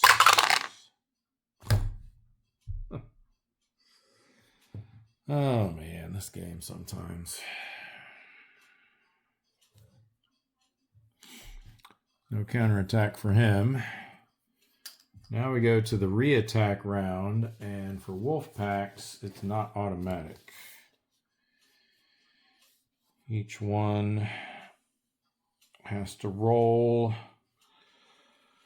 less than or equal to the tactical rating of the submarine plus any super skipper value. So this guy will need a 5 or less. The other two will need a 4 or less. So let's try the super skipper first. Looking for a 5 or less. Nope. He does not get to re-attack. 4 or less for the tilefish. Yes. And 4 or less for the greenling. Come on. No wolf pack experience to be had this week. So the only one that's allowed to re-attack is the tilefish. They are still considered to be part of a wolf pack, even though these two are not participating in the re-attack round. So I think I'd rather take this guy out, so let's shift over to here. And we'll stay aggressive.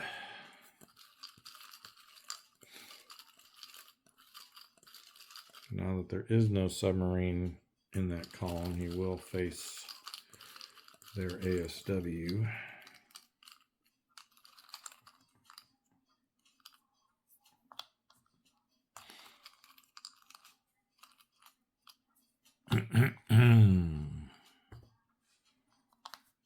Oh, come on.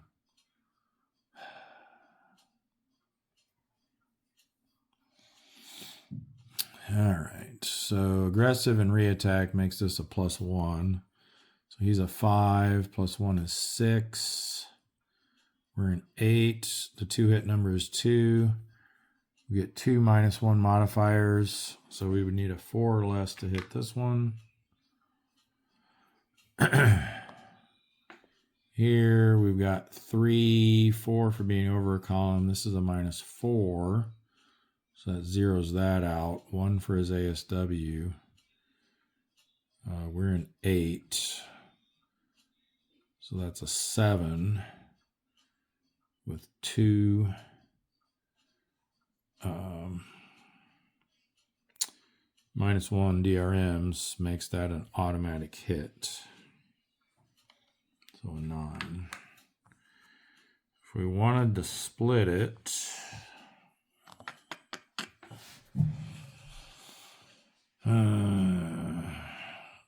we could go 5, 2.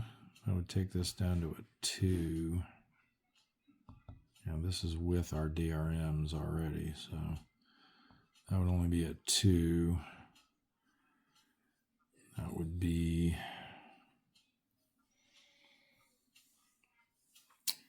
we'd be sending 5 less, so that'd be a 4. Or we could do 6, 1. That would take that down to a 3, and this would make them both 3s. So do we want 2 chances at a 3 or less, or do we just want to take the guaranteed hit? I think we just take the guaranteed hit. Boy, my luck's been going this week. And we get a 7, which is plenty to sink that. So that is the tile fish. Guess I shouldn't have taken these off, actually. I don't remember if they went aggressive or not for their endurance checks. Tile fish. Got a, what is that? AM armed merchant, 3,000 tons. So I'm going to mark that. One ship, 3,000 tons. 1, 2, 3. Moves this up.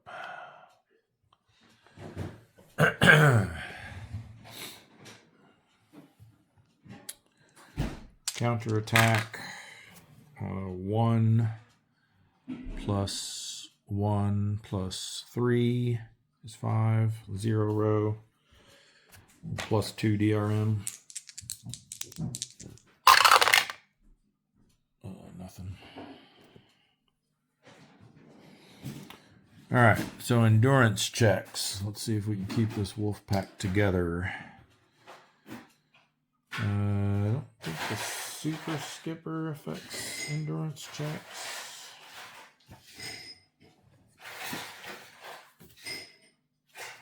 What is that? That's on this one. It does not. So just the aggressive posture is going to matter. So these guys need a 7 or less. The other 2 need a 6 or less.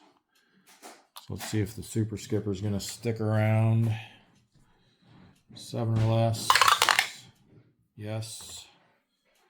Okay, how about the tile fish? She needs a 6 or less. Come on. Yes.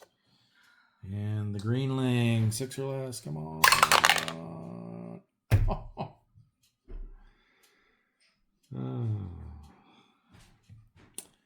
Missed it by 1.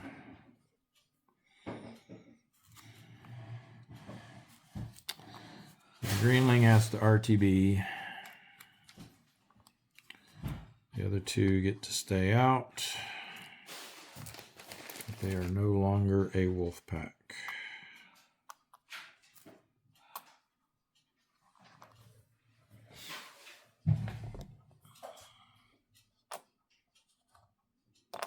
Oops. No, he was... Did the perch stay out? I think so. I don't have an RTB marker on him. For some reason I was thinking he was on transit side. I'll confirm that and correct it if it's wrong. I'll leave it sticking out like that to remind myself. Okay. So then we have just a couple more. The shad and the gavilan. I guess that's how you pronounce that. Now that these are no longer in a wolf pack, they're at capacity now. So I think we send these guys over to the Marianas. Now the plus side of that is I think we can find the Yamato class subs there. Yes, indeed. All right, so shad is sliding over there. Transit event check. Safe, search and contact. 2-6. Nope. Did not find anything. So endurance check with a -1. Maybe needs an 8 or less. He gets to stay and play. And the gavilan. Transit event check. Search and contact. There we go. Ooh, a task force 2. Let's go. 7 is going to be low density. So we got 1, 2, 2, 3. All right. Unfortunately, we got a no solution over here in column D, evading.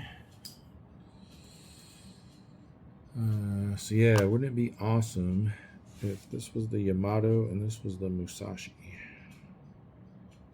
That would just be outstanding. All right, let's go standard attack posture. Revealing all 4 of these. Ooh, an aircraft. And a carrier, which they don't have any. And a destroyer.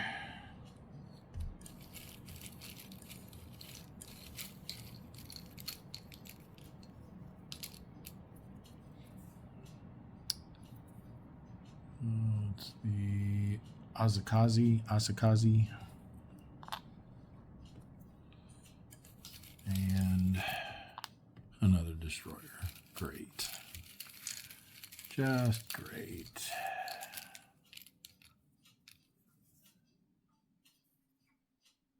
This one is the Wakasuki.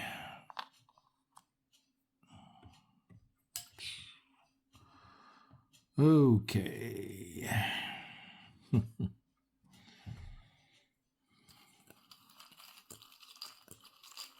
At least it's only 3 ASW. Maybe we can get one of these guys down.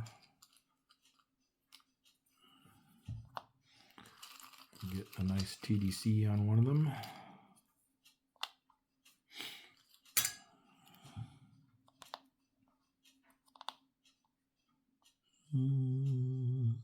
Well, they're going to be equivalent.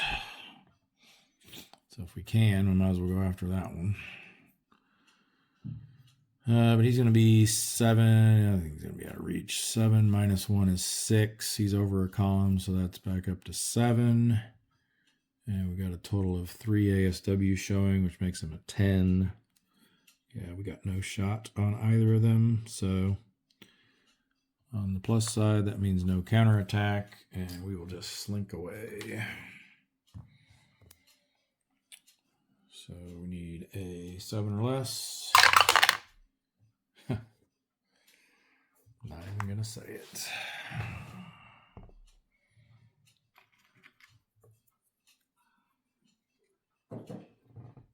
This should have come down here.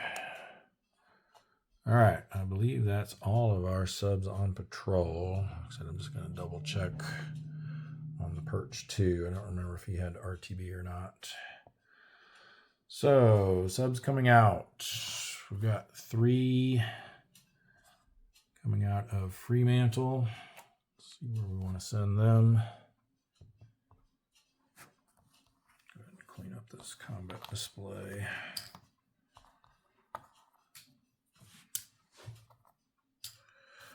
All right, so probably South China Sea 2, I'm thinking. None of them will have to roll for transit event checks, so we'll send them there and flip them to patrol side. And then we've got a couple coming out of Brisbane.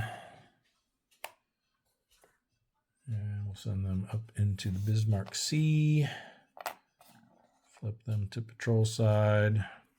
Again, no transit checks needed along that route. Let's come back to Pearl Harbor for our tenders. We got these 4. There's 3 Gatos and a Blau coming out of the Fulton.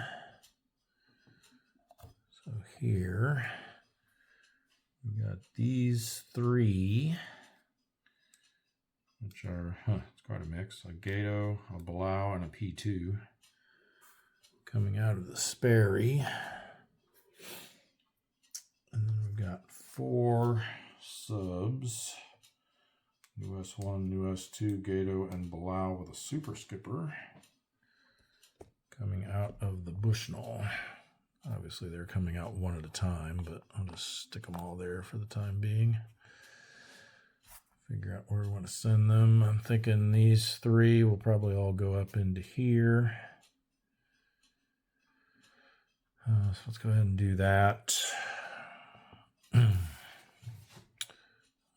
won't be any congregating risk along the way, and they're all transit side, so no transit event checks needed either. I'll flip to patrol side.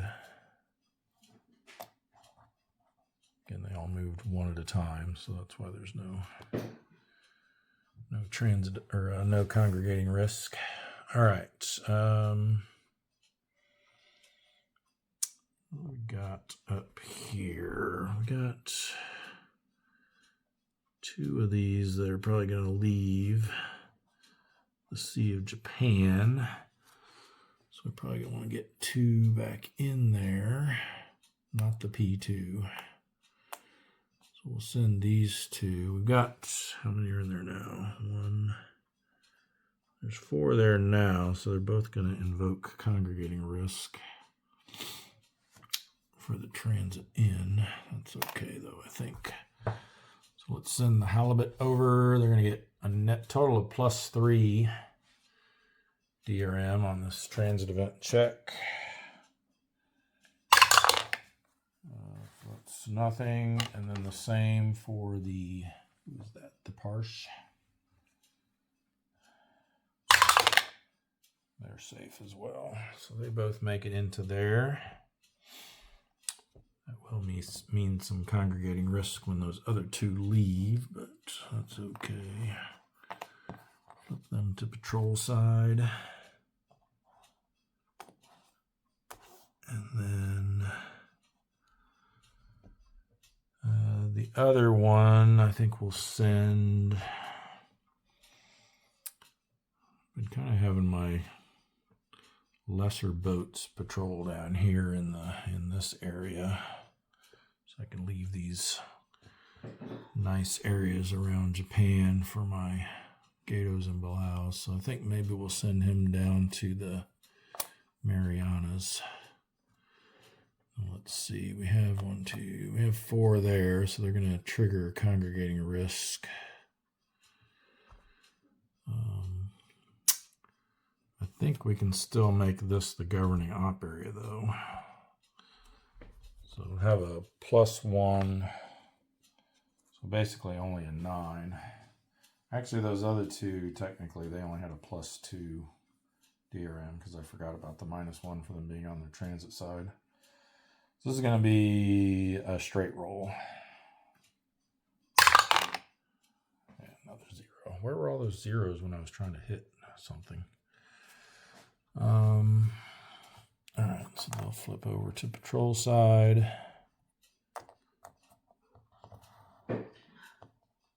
And let's see, these guys, 4 of them. I think maybe we just send all of them up into the East China Sea.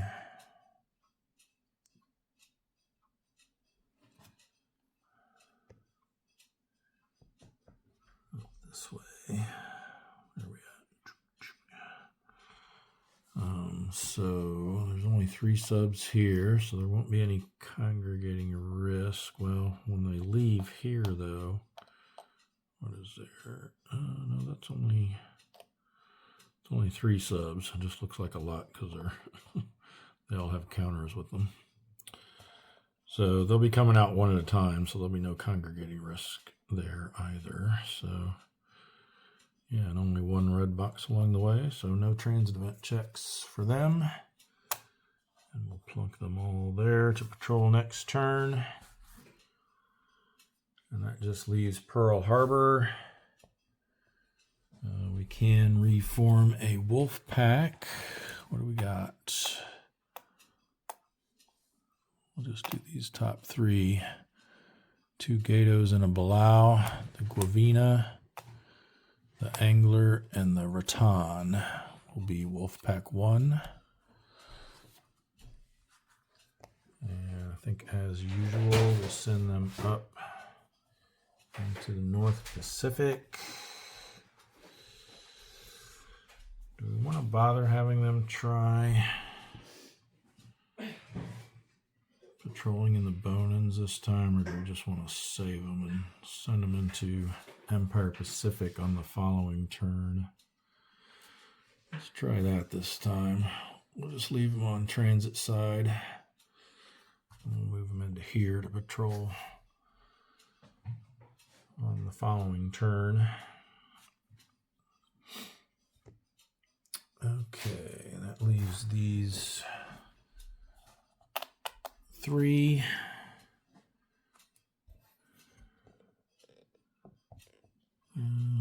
We can get 2 more of them into here. Actually, yeah, because this only counts as 2 for congregating risk purposes.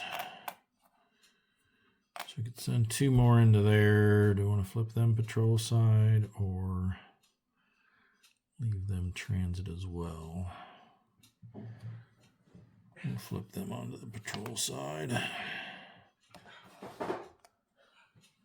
And then that leaves 1. Either way, if we send them to the Marshall Islands or the North Pacific, there's going to be congregating risk. Unless we wanted to send them down to the Solomons, but that's dead zone down there. We don't want to send one of our good subs down to that area.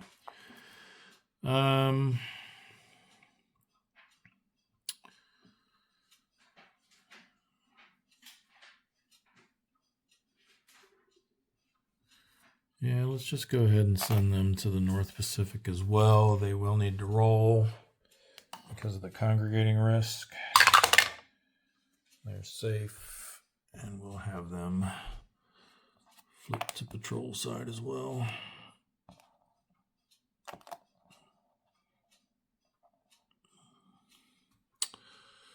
Okay, I think that's everybody. So that's going to wrap things up. We can get rid of the special mission zone marker, the ultra areas. You're here. Make sure I'm not forgetting anything. There's no tropical storms or typhoons. Advance the date markers. We don't need to worry about war progress yet. That's going to take us to week 3 of April 44 for our next episode. Currently sitting at 609 ships sunk for a total of 2,700,000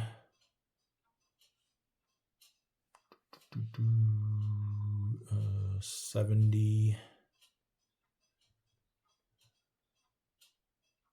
2,700,000 or 2,700 and that's it 770,000 tons. 2,770,000 tons. We've lost 77 subs. I mean, on the plus side, we haven't lost any subs in April, knock on wood. And then our Wolfpack experience still sitting at 6. So that's going to wrap things up for this episode of Silent War 2.0. Thank you for watching. Please like, share, and subscribe. Leave me a comment. If you see any mistakes I made, please let me know what they are. Like I said, I've been still a little rusty getting back into this, but I think I'm starting to get back into the groove now. So hopefully we can keep things clipping along at a good pace. And with that, we'll see y'all in the next episode. Bye for now.